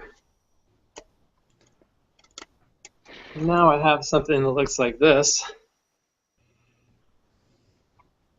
and the device is in there, and I can look through the camera's viewfinder and look at the device, and that gives me instant feedback of knowing exactly where I need to stop for each photo. And it will actually, if I have the trigger track hooked up, it will take the photo when I get to the right location. And it's set to feel if the accelerometer is moving, you can set it to where it won't take the photo until you stop shaking or you stay in that spot long enough, or you could have it set to just take the photo instantaneously. And that would just depend on if you really want to get the shot when you see it or if you want to wait and get the shot perfectly. But it's just keeping track of the attitude of the camera, which means the yaw, pitch, and roll. It has indicators to show you if you're not level, and it shows you where all you've been on that. Now, Jason, where can we get one of those apps that you've written? Right now, it's still in beta. You'd have to ask me, and I'd love to have anyone that asks be beta testers, and I hope to get it on the App Store soon. And I've been a beta tester for the last, I don't know, 6 months. I've had it for, and it's amazing. It really. I actually bought a little device that mounts my iPhone right on the hot shoe of my DSLR, and that's how I use it. I don't have the Hasbro 3D viewer, which I'm gonna have to get one now on eBay. But it's phenomenal. It really works. The one benefit of why, instead of just mounting this device, why I use the Hasbro is with the lenses that are on it, it allows me to focus on the iPad when it's really close to my eyes, so that I can look through the viewfinder and see the screen on the iPod at the same time, and they'd both be in focus, because the brain can just go ahead and fuse those two images at the same time, and it seems like just an overlay indicator. It'd be great if I had access to the Nikon firmware and could have these things just in the viewfinders on the screen, but of course that's not anything that's been possible that I know of. Well, I know the new Samsung cameras and some of the Sonys are going to be open source. You know, like Samsungs are using Android operating systems now, so maybe that's something down the definitely future update. Great to just have an overlay of this information on the screen. Like my Nikon, it has indicators if I have a roll, if I'm not holding the camera level. So just adding some hardware and some interface, it would be possible to do these handheld panoramas much easier. So let me. Jason, could you? Okay, go ahead. Yeah, could you go back for a minute and just what software are you using to stitch those underwater panoramas together? Because when you're in a ball of fish like that, getting your stitching done it must be a nightmare.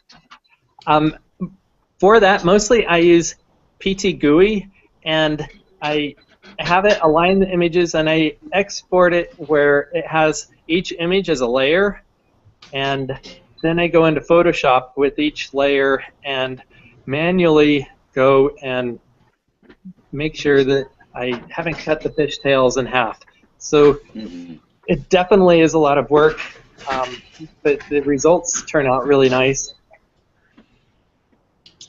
Well, I think it's similar to what Corey was saying about with his 12 camera system. It's if you shoot enough overlap, then you've got image content that you can pull from one image, and you kind of mask. I know with PT GUI you mask in certain areas of, let's say, the fish from one image to make sure they bleed over to the next frame.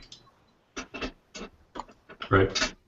I'd love to segue just a minute, taking this device as the launching off point. One of the primary interests that I've had is stereographic photography, where it's like 3D photography, where you have the left image and the right image, pretty much like what you have on a 3D TV, but doing this with panoramas and doing it in a way that you can deep zoom into an image.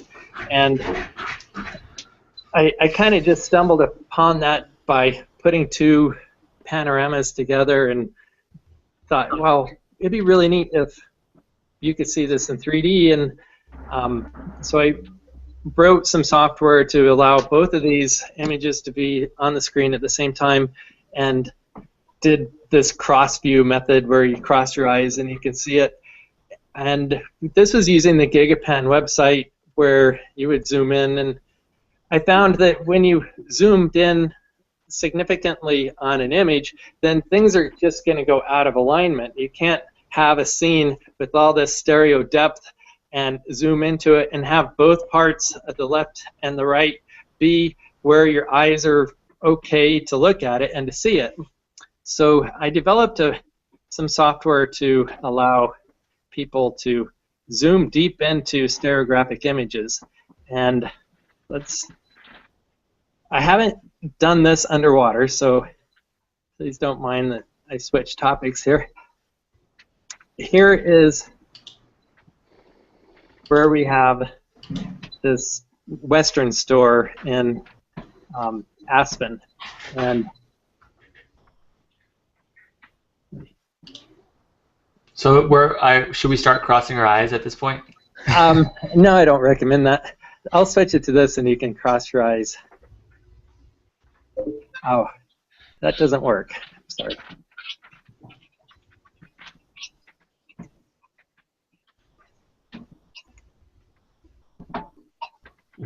I know Jason and I were talking before the show started, and it's something I'd like to see. Something I haven't seen before is an underwater gigapixel panorama, a stereographic underwater gigapixel panorama.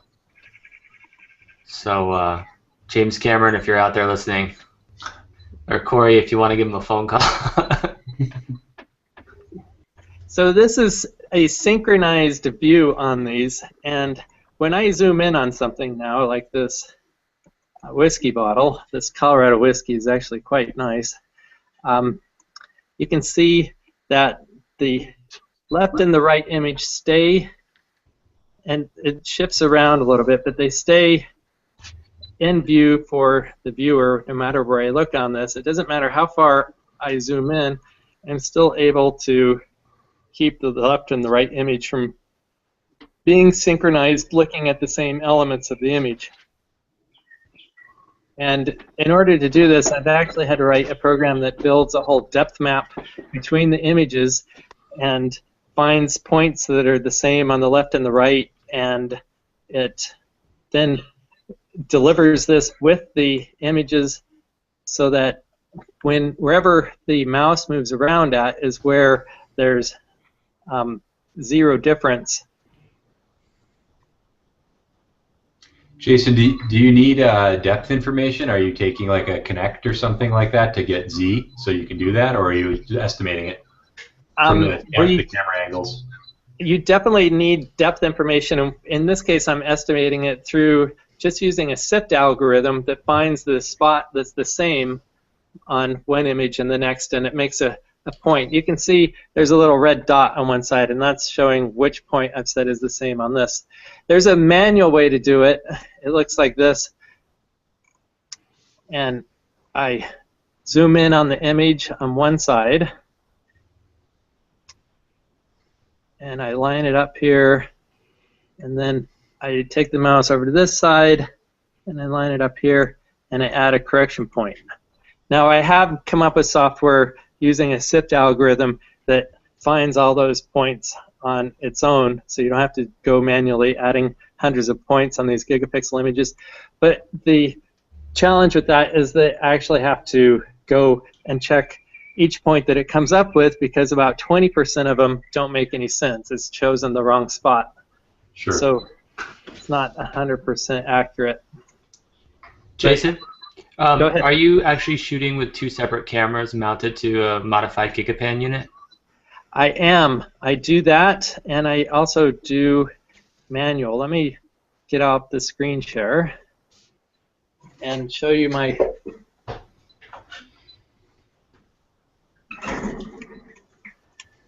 This is just a manual rig with 2 Sigma cameras. Nice. I can. Now you notice that they're not right in the center. You do have to have some separation in order to get the 3D effect, and a little bit of separation just to get these cameras mounted on there. And it does create some stitching errors when you try to photograph scenes that are up close. But I have found that if I'm about 4 feet away from whatever I'm trying to photograph, then I don't have any of the challenges of major stitching errors. And I do have a gigapan rig for this, and I've actually done a stereo panorama that is shot up on top of Aspen, and it was 18 gigapixels, and you're able to zoom into this and zoom in and zoom in and zoom in and see people skiing down the ski slopes in 3D. And the system works looking at it on 3D TVs. You can look at it with these anaglyphing glasses, or you can do the cross-eye view. And it's the biggest challenge I've had is I wrote this in Flash, and now Flash doesn't work on all these fun devices that we like. So I've been working very hard to bring it into using WebGL. You can see here. Nice. And this tracks using the accelerometer and gyroscopes, so that whatever it is that you're looking at is basically how it looks. There's the, of course, when I put the device in here, and I've actually strapped this on my head and walked around, and it's pretty neat to look around and see your scene in 3D. It really makes it very immersive. And once again, this also feels the position and makes it to where you look at what part of it is that you're looking at. I'm using this KR Pano right now, and he needs a little bit of work on it because the multi-resolution on KR Pano, it causes, after it's been on for a while, it causes it to have a memory problem and die. It can't quite handle having 2 different multi-resolution panoramas on the iPad or the iPhone at the same time. It just doesn't have enough memory. He needs to load a few less tiles in there. Maybe I'll bet you they'd be amazing on one of those new Oculus Rift viewers. Definitely, but those don't have very good resolution. I know people that have done it, and it's quite nice, but just with the iPhone right now, you're getting more resolution than you are with the Oculus Rift. It's still in beta, and once they get it out of beta with a HD view, it's going to be pretty incredible. Yeah, the consumer version was announced to have a higher resolution. Is that correct? It definitely will. They just haven't got to it. Yeah.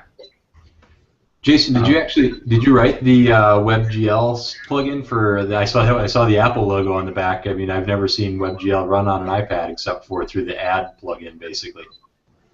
It does. It's I didn't write the WebGL. I just use it. There's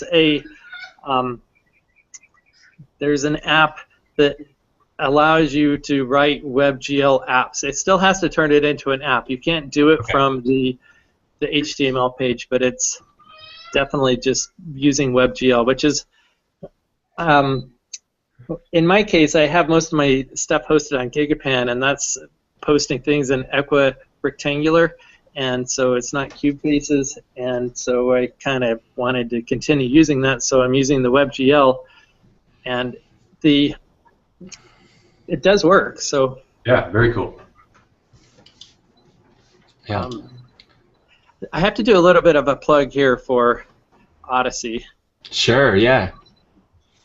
I want to come down and be on one of your expeditions. I want to be your student. Please. What do I do with all these panoramas? Well, I put them on our homepage, and I have a panorama viewer right there on our homepage to help entice the students that this is what they need to do with their summers.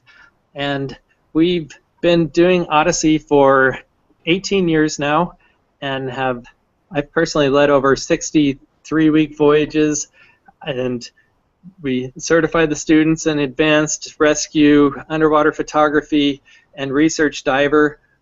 All 3 staff that are on each boat are marine biologists and scuba instructors, and we're doing 2 to 3 dives a day. We sail in St. Lucia, St. Vincent, Grenadines, and Grenada, and also the British Virgin Islands. And the students are taking part in research projects looking at the health of the coral reefs. For instance, we've been surveying the lionfish invasion, and last year, one of the students that was particularly working on that, he did, on his 32 dives, he counted how many lionfish he saw on the whole trip, and he got up to 27.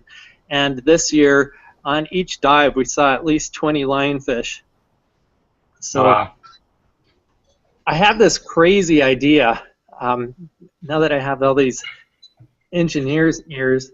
This Open ROV project has got me excited about the whole ROVs, but we have all these lionfish, and I wonder what it would take to have an ROV go around and work to kind of control the lionfish population.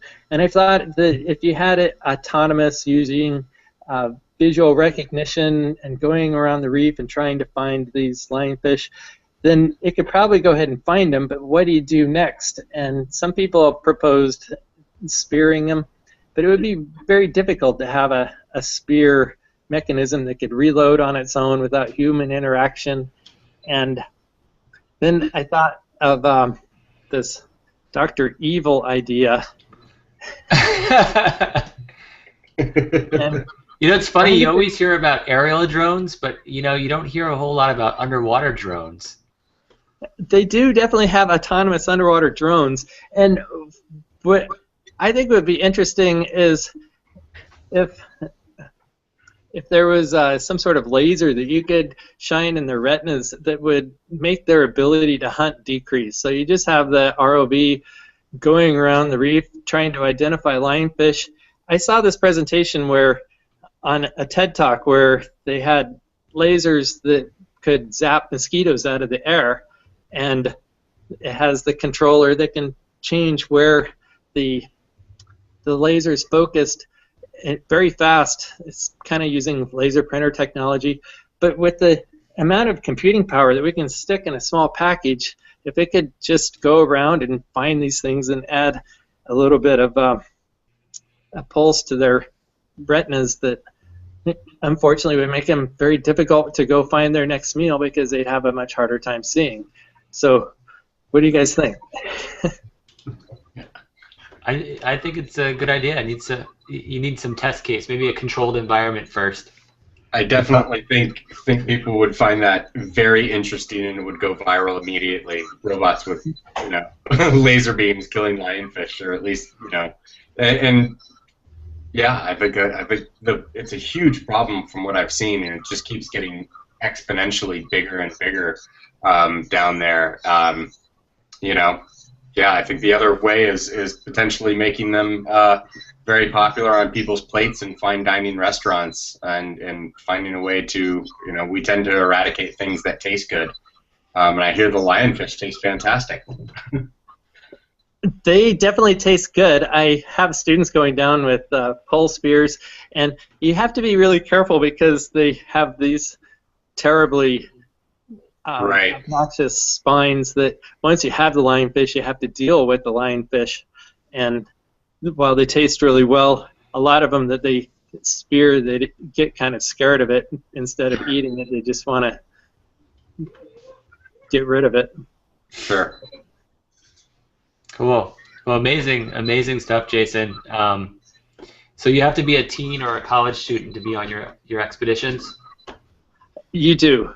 Okay. Maybe I have to go back to college. Unless you want to come down and teach. Okay. We're always looking for inspiring teachers that want to share their passion with things.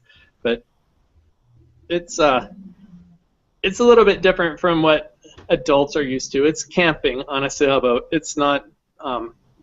I haven't ever once handed someone a hot, warm towel as they got out of the water like they do on liveaboards in the South Pacific.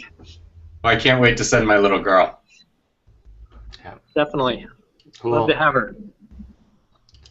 Well, Jason, thanks so much for showing us some amazing, both underwater panoramic photography that you're doing, and also just all the engineering and programming that you're doing. It's quite impressive, and I know I've personally used the iPhone gigapixel trigger trap app that you've written, and it's amazing. So keep up the good work, and thank you so much for sharing some of your stuff with our audience. Thank you so much for having me. I'm inspired by their work too. Yeah. So we've actually got Richard over here. We're gonna switch over to him now.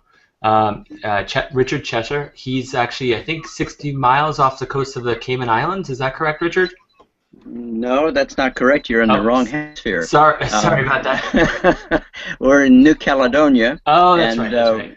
We just came into Noumea, New Caledonia's principal capital city, yesterday afternoon on our sailboat, and I'm really finding this whole project very, very fascinating. You've done a wonderful job putting together some talented people, and gee, I'm just amazed at what everybody's doing with these super technical things.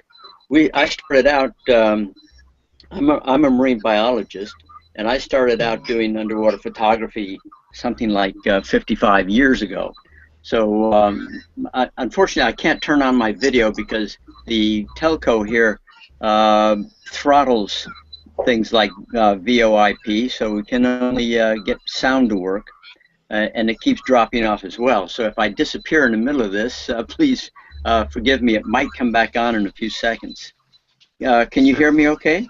Yeah, we're hearing you great. Okay, that's great. And I've got I've got some images of yours queued up, so just let me know when you want me to start screen sharing them. Okay, well, first of all, I just wanted to say that underwater photography is a very important feature of, as I think Aaron and Corey have both said, it really helps people to understand the beauty of our underwater world.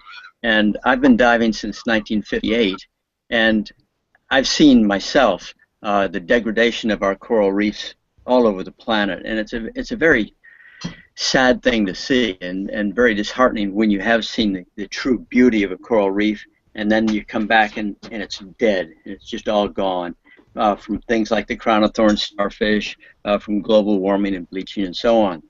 One of the nice things about sphere imagery is that we're able to get the feeling for a really live, thriving coral reef that people can see now, and yeah, you can use it to say, okay, well, this is what it looked like in 2013, and then, gee whiz, here it is all dead in 2020. But it does help from a scientific viewpoint, but I agree with Corey that it is super important for people to be able to see what a real thriving coral reef looks like. So lots of, the underwater photographs of little fish and occasionally a sea fan with something next to it is nice, but it has no comparison to the beauty of being able to show the whole coral reef once with an underwater sphere. So first of all, I'd like you, Jeffrey, please, to show some of my images on 360 Cities, and the first one was taken on Bokissa Private Island Resort in Vanuatu. That's up near Santo in the northern part of Vanuatu. And I took this back in 2008. And I was just so amazed at how all of a sudden we were able to transform our point of view and see all around almost as if you're there yourself. It somehow has more impact than does a video, because it's not the cameraman focusing your view, it's the individual himself doing that. And so I was actually getting quite bored with underwater photography by 2008. And then as soon as I started doing these underwater sphere images, I thought, wow, we've got a way here to actually show what the coral reef looks like and have people able to come underwater and look around and see it. Of course, one of the first things that you have problems with underwater is all of the technical problems that we've been hearing about, and the thing, most underwater photographers really can't have access to these wonderful ROVs and complicated systems and so on. I use an Icolite housing with a Canon D7 and a 15mm Canon lens in it, and a lot of the images that you're looking at here were taken with that rig. The next image I'd like to show is one of a cloud sphere of fish. The problem with getting a photograph of a cloud bunch of fish is that they have to be fairly interested in you, as I think Corey was mentioning. We shot, and I'm not seeing what's going on here. Jeffrey, how do I get to see what I'm looking at? Yeah, you probably might not be able to get to see it because your connection's so slow. But I have the Diving New Caledonia Amity Island pulled up. Okay. Yeah, Is with that the all one of you the want to fish. show? Yep. Yeah, that's the one. Now, in this instance, the fish were really quite friendly because at the Amity Island Natural Reserve, the fish have been undisturbed for, I don't know, long time, and you have thousands of visitors that come there every year, and they were feeding them bread. So all we needed to do is get in the water. That's my wife in the shot there, and add a little bread to the water, and we were just surrounded by this giant cloud of fish. And I immediately came up with a problem, which is why I asked about that. The Simon about that is that how do you stitch this? Well, I came with this. I've used all of the different stitching software, and I found that Kohler's AutoPano software somehow managed to stitch it all together with very few half fish, which I was able to get masked out in the layer in post-processing. But it just really is fun to get in the middle of a big cloud of fish like that and take the images. But the real problem is that you can only do that in places where the fish are essentially trained. And in order to show behavior of coral reef organisms, I decided that I would like to have some way to get rid of the monster in the middle of the image or the scene, and that's me taking the picture. So I developed a little automated system which is totally primitive compared to what you other guys have been doing, but it's simply a little rig to turn the camera around and around without me being in it. So I'd go down, put this on the reef, and then just get out of the water and sit in the dinghy while the camera continued to take photographs with a self-timer that was just clicking one shot after another. And that's how I was able to get this shot of the, if we can, Jeffrey, we could go on to the next one, for the coral reef fish in New Caledonia. Sure. Where, and just so you know, Jeffrey actually wasn't able to join us today, so it's just Gavin navigating here. Oh, it's a Gavin. Oh, okay. Yeah, no problem. All right. So yeah, that one with the yellow fish. Yep, we've got it queued up. And so I just let it run for about an hour, and came back down and went through these thousands of photographs and picked the ones that when I'd get one complete circle with the fish all around me, and you can see some of the big predatory grand trevallies in the background that are prowling around, keeping those fish nicely herded in around where the camera is. I actually went down first and figured out, just watching the cloud of fish schooling over the reef. I went down first and tried to decide which is the best spot to put the camera.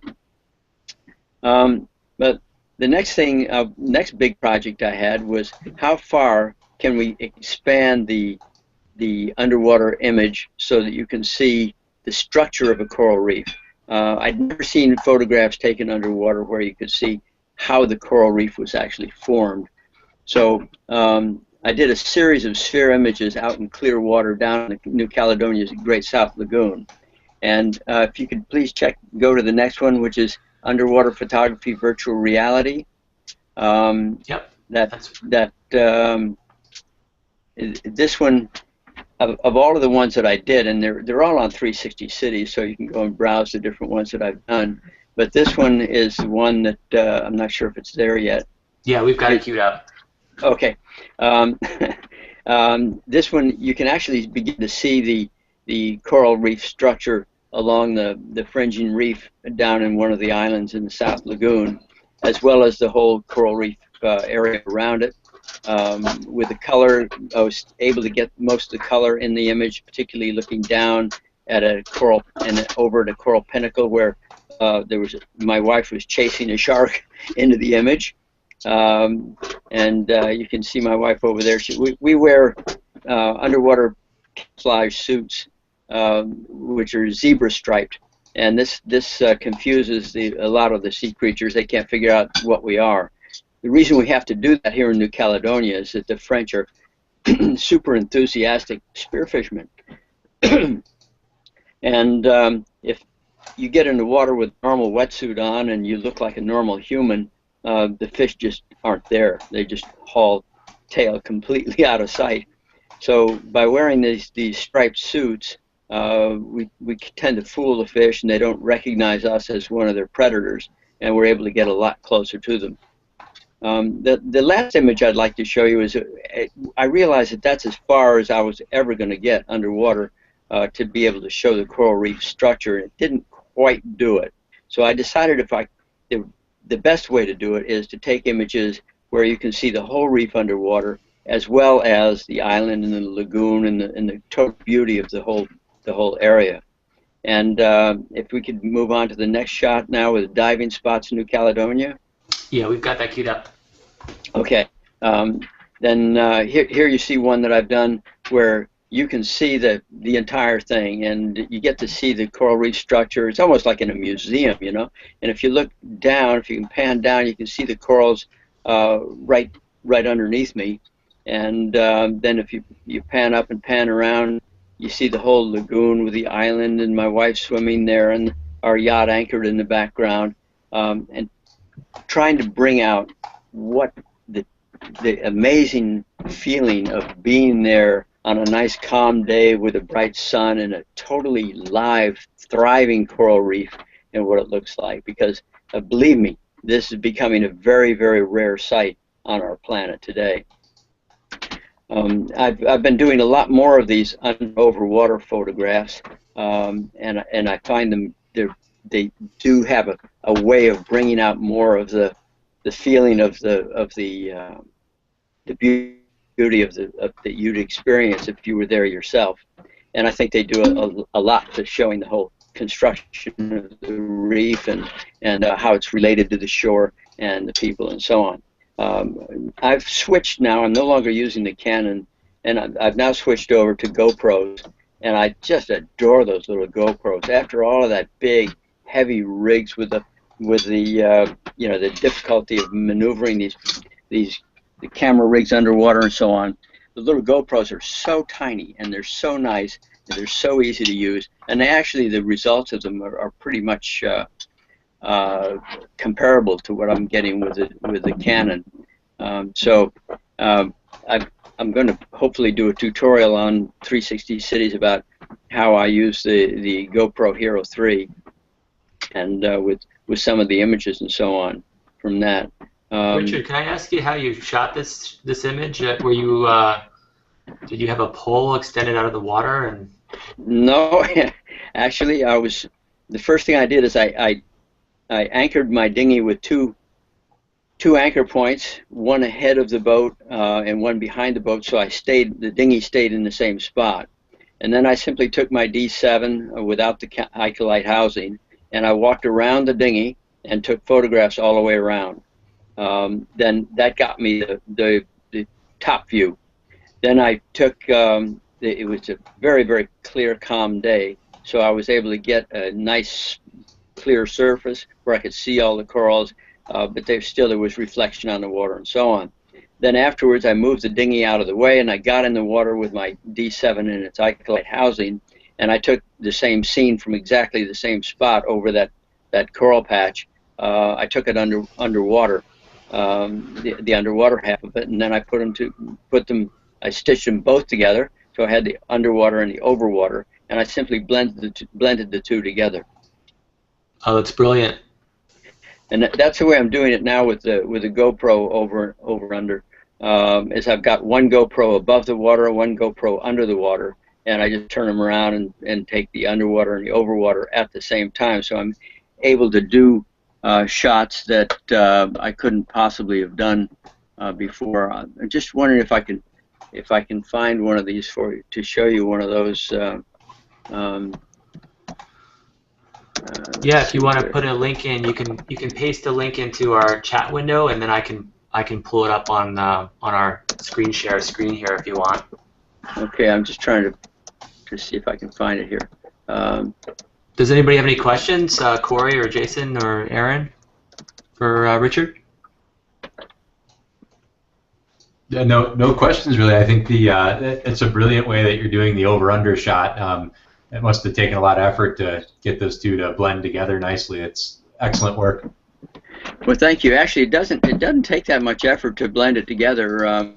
I found that if you have your top image and your bottom image, first of all, if they're synchronized so that you're taking the photo at the same time, then in the background here, I'm trying to find the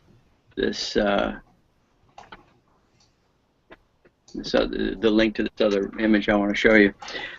If you have them at the same time, the water surface itself tends to be a bit an easy palette to blend the upper and the lower view in.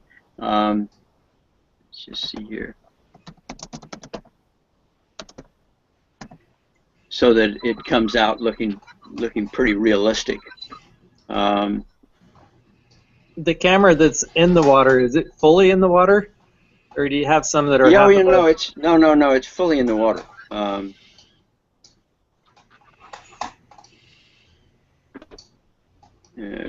Where is this? That's not it. Does your wife help you take the shots? Oh yeah, definitely. She's I like how you put her into a lot of the images because it kind of gives you a nice sense of scale. I'm sorry? I said I actually like how you put her in, how she's included in some of your panoramas because it gives the viewer a nice sense of scale against the coral reef. I find that with sphere images you have to have what I call a present. There has to be someone or something. It can be a fish or it can be a sea creature, but there has to be something in there to give you the idea that to draw you into it, to give you some sort of a focal point. I found the image. I'm just trying to see here if I can paste that into the chat window. Let's see here. Copy link address. Google Plus. I'm seeing here how to do that. Okay, I'm putting it here in the chat window. I don't know if this is going to come through or not. Gavin, have you got that image? Sure. Link? There you go. Okay. This one was taken with the two GoPros, one above and one below the water, and you can with using that technique you can actually get some action that transcends the water surface interface, so you can see above and below. Oh wow! With something that actually is above and below and is moving. Wow. and that was a fun one. But that's fantastic. Yeah, I would have guessed that synthesizing those two together would have looked artificial or somehow off to the eye, but that looks perfect. Yeah, that is beautiful. Is that a octopus below there, a squid or something? Yeah, there's an octopus underneath there, and it's interesting because I was playing around with that octopus with I used the GoPro on a monopod, and I put the octopus, the GoPro down right at the octopus, right in front of him, to try and get a close up of it, and the octopus attacked it. It was really cool. I've got these pictures, these tentacles coming up and going around it, and yeah, it was an amazing experience. In fact, it was too bad that the GoPro doesn't really focus that well underwater, that close underwater. I just uploaded another link to a different one, which it's an important image because it shows the relationship of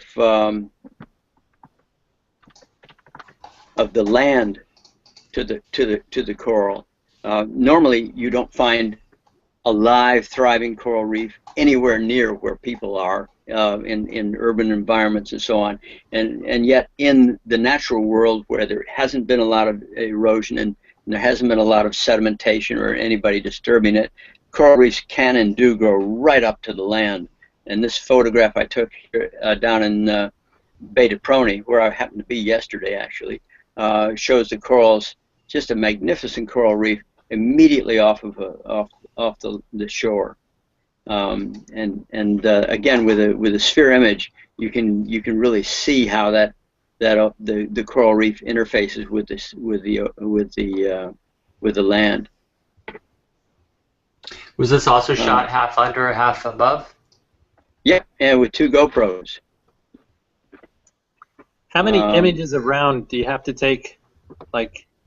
Oh, okay. I set the camera on taking photos once every half second, and I just turn it around slowly or fast, depending on what I feel like, and I wind up getting, I don't know, maybe 400 or 500 images, and then I just pick the ones that overlap correctly and are well lit, and to get that effect. The GoPro can actually be used to get some fairly close-ups and show some behavior work. You were talking about the lionfish problem, Jason, in the Caribbean. I don't think that's anywhere near the kind of problem we have out here with the crown of thorns starfish. That is really, truly decimating the coral reefs. The lionfish might be sort of swimming around playing havoc with the other critters on the reef, but the crown of thorns strips it bare. Now, we're fortunate here in New Caledonia that so far we haven't had any major problems with it. There have been small attacks here and there, but Gavin, have you got that latest one I just put up there? The Coral Coast New Caledonia, ANCE. Yeah. No, I put up another one with a Triton attacking a crown of thorns. Okay, I'll bring that up right now.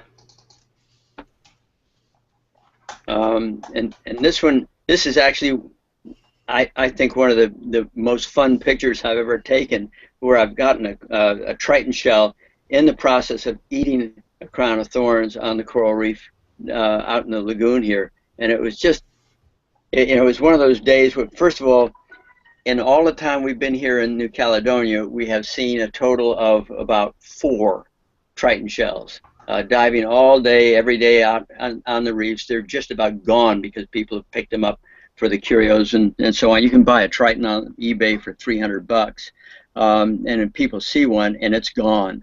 And so I was quite delighted to find one in a cave under the reef, and then I went out and nearby just happened to come across a nice big crown of thorns, and I brought it over and I put it down there on the reef next to where this Triton was sleeping during the day. And you can't believe how happy he was. He came out and he just roared out there and attacked that thing and gobbled it up. And again, the little GoPro was able to get a nice shot of that. It's only a few inches away from the Triton, and then you can look around and see a thriving coral reef with the Triton shell protecting it from further damage.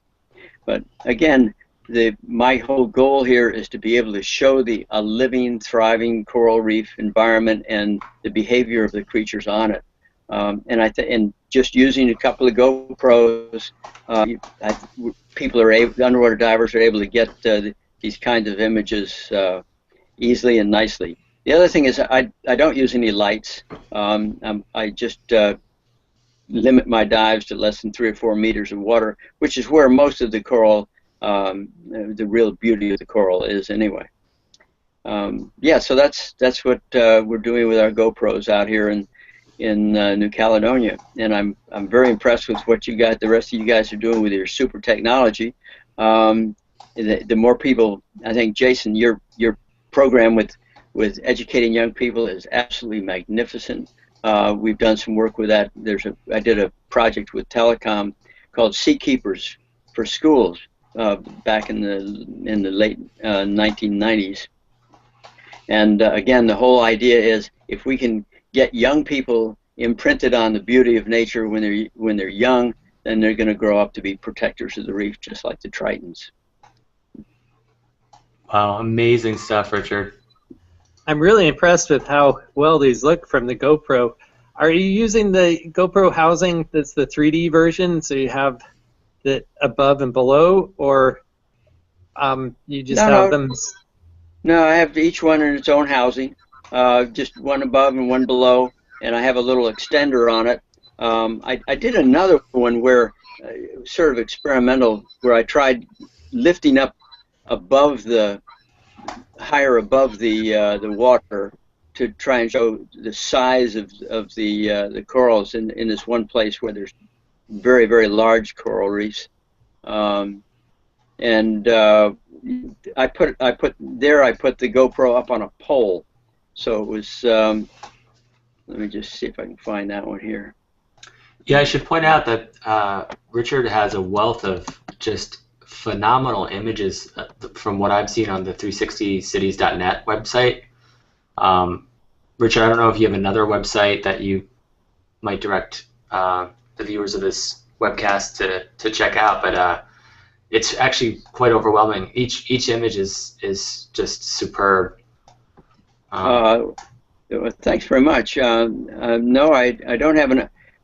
I started out. I was going to do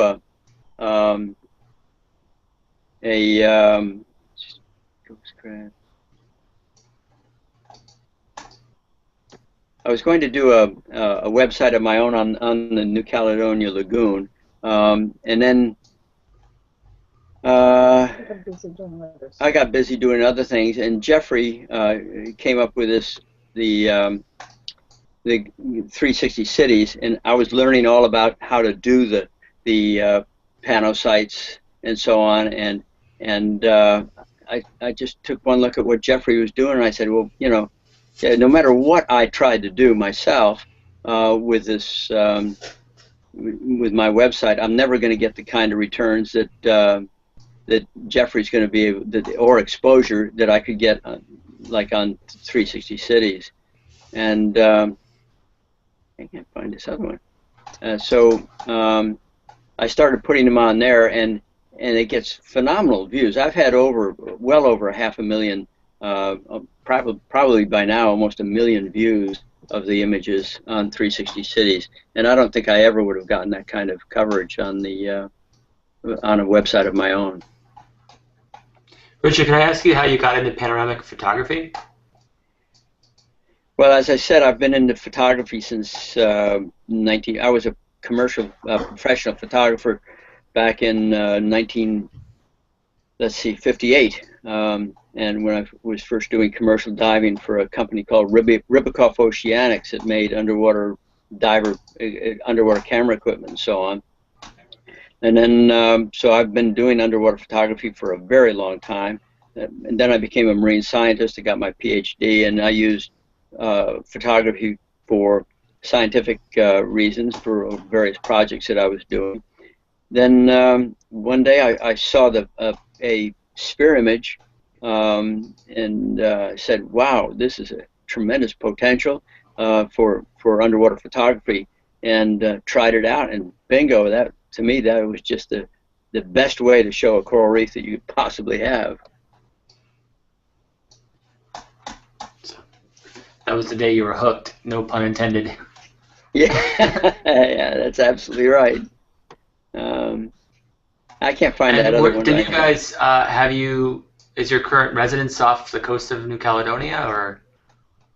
Well, we live on our yacht, and I've lived on the yacht for, well, since, yeah, for a long time. In fact, this yacht, we bought this yacht in 1978, 75, sorry, and sailed it out here. So we've been out here in the South Pacific since 75. Wow. Yeah, here's that other one that I was going to show you, where we tried putting it up on a pole, and so it's high. The actual camera's high above the water, looking at the scene, and underwater there are these enormous coral heads, all alive. And if I can't see when you got it up there, so if you... Yep, we've got it up.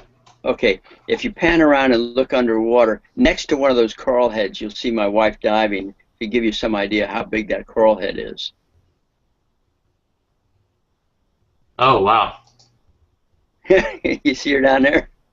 Yeah, that's amazing. Yeah, so again, these kinds of shots, here the camera is way up, and then I got in the water with the GoPro and took the shot in the water afterwards. Because obviously, to get the shot that high out of the water, I had it up on a pole about 3 meters up, and I did that from the dinghy, and then I moved the dinghy out of the way and got in the water and shot it underwater. But yeah, there I see it, and there's the little my little mermaid down there by the coral reef. It's about 8 or 9 meters deep where she is.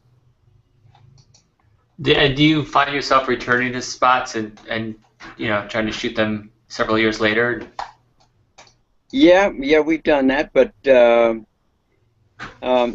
incidentally, on this lionfish thing, while I've got you there, Jason, the interesting thing is that they've been disappearing out here.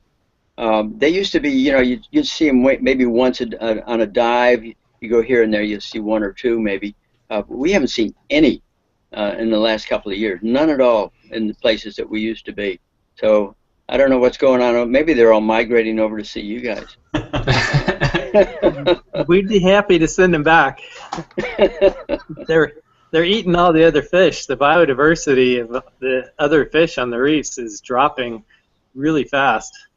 Yeah, I guess so. These are the big Taurus volatans? Yes. Okay. Yeah, they've never... Oh, fantastic. Does anyone have any questions for Richard? Richard, when you shoot these GoPro, do you do any of it just snorkeling, or are you always still on scuba? Oh no, we're never using scuba. It's all snorkeling. That's amazing. Fantastic. You've definitely created a different view on it that I haven't seen. I'm very impressed. Thank you. Here's another one. This is one where I went back to the same scene several times, and tried again. And this one shows a scenic overlook down in Kauare, which is in the South Lagoon, and it gives it a feeling for for how far out you can see. And again, you have my wife to give you some idea of the scale of size. And if you pan across it, you can see a pan to the left, you'll see a shark out there in the deeper water. And there's all sorts of other things in the image as well. So it's a real scenic underwater scenic view, which yeah, I haven't seen anybody else doing this yet, but it really is quite easy to do. Again, the Auto Panel Pro stitches the images very easily, and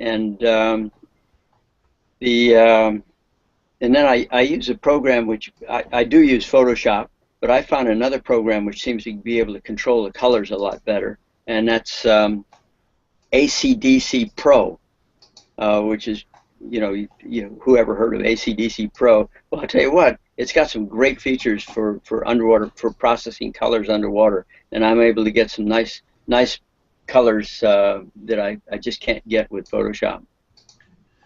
Richard, how do you control the camera? Meaning, I mean, are you actually holding it in your hand, the rod in your hand, and rotating it, and then also pointing it up and just trying to keep it so it's taking all the images from the same location? No, I'm using I've bought a fiberglass, or I guess a carbon fiber fishing pole, one of these telescopic fishing poles, and I simply put a little bracket, an aluminum bracket on the end of that where the camera's in portrait mode, and then I either use that where I put the base of it on the bottom if I want it up high in the water, or if I want to have it close to the bottom, I turn it around, like the one with the Triton. I had it. I've got another bracket. The aluminum bracket comes off the tripod down and then to another piece that sticks out, and that gives me a point which I put down on the bottom on top of a particular spot, and then I just spin the pole around, and it keeps it locked right in the right position. It works very well.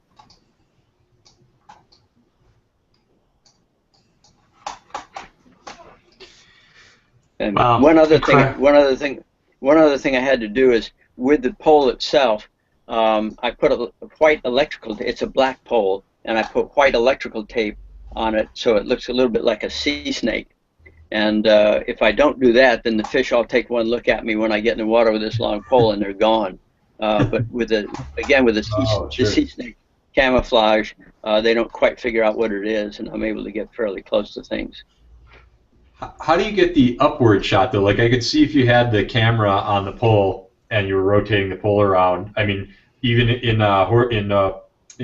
portrait mode, you just have enough camera angle that you get the upward part of the sphere.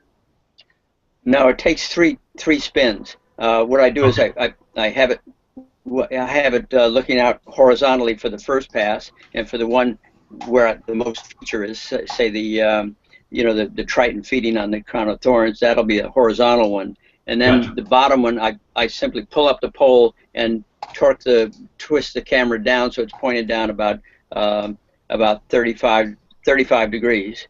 And I put it back down, I spin it in the same place, pull it back up, twist it so it's pointed up, and then put it down and do a third one where it's pointed up. The one pointed up, obviously, I have to keep my own ass out of the way, but Right. But for the rest of them, I can just more or less stay in one spot. Excellent. Very cool.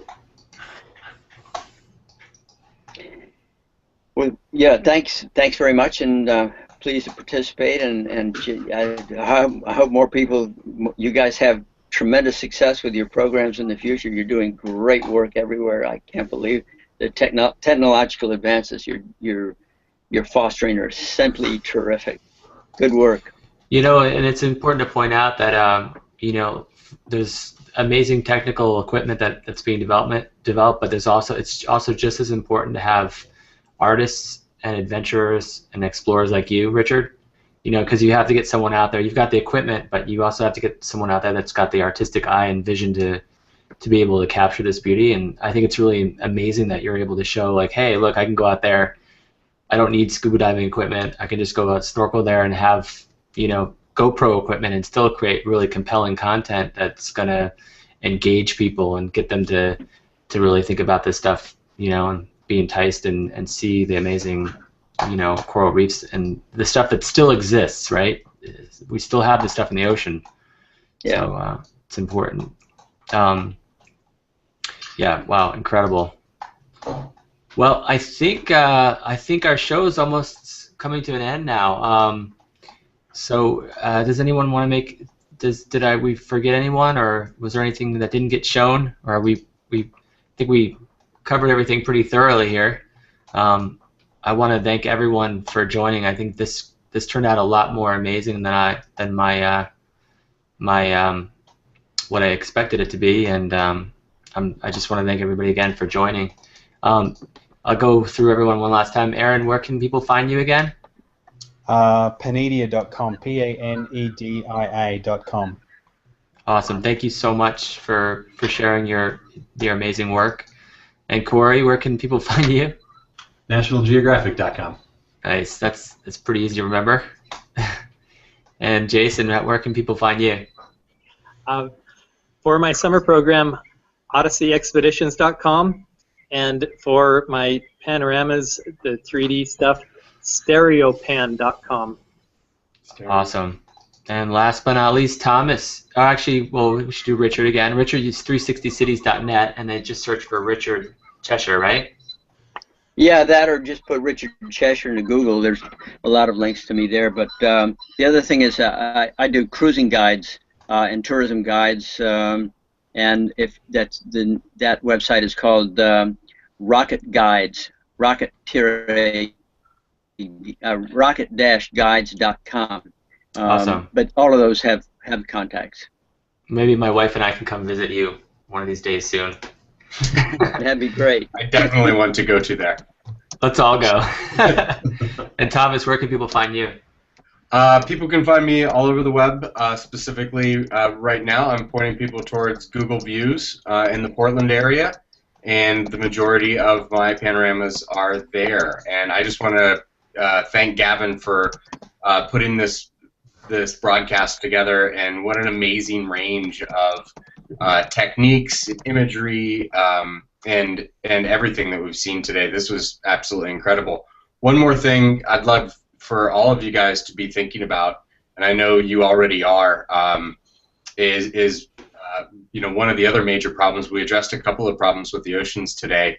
Something I'd love to see, National Geographic, Google get on board with is bringing 360-degree panoramic images from the trash gyres, huge continent of rafts of plastic that we have going on.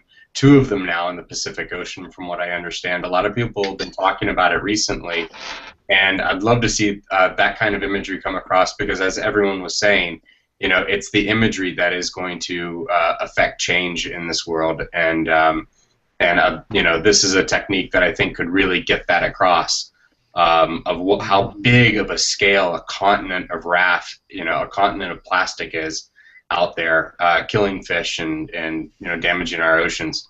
Maybe we could put all of our heads together on that problem one of these days. That's it. Yeah, it's a really good suggestion, actually. It's a great idea, Thomas. Well, thank you, everyone. And I will I'll gather show notes, which will have detailed links from all our guests and all the work that they showed. And so you can, if you're tuning into the show, if it's a rebroadcast or a web archive, you can follow up with everyone in that way. And again, I want to thank all of our guests today. It's what a phenomenal episode. I'm truly inspired by all the work that they're doing, and just blown away by the images. So I hope you are also blown away by what we've seen today. And tune in 2 weeks for our next episode. And I want to just say thank you again. So see you later. Bye, everybody. Take care. Good night.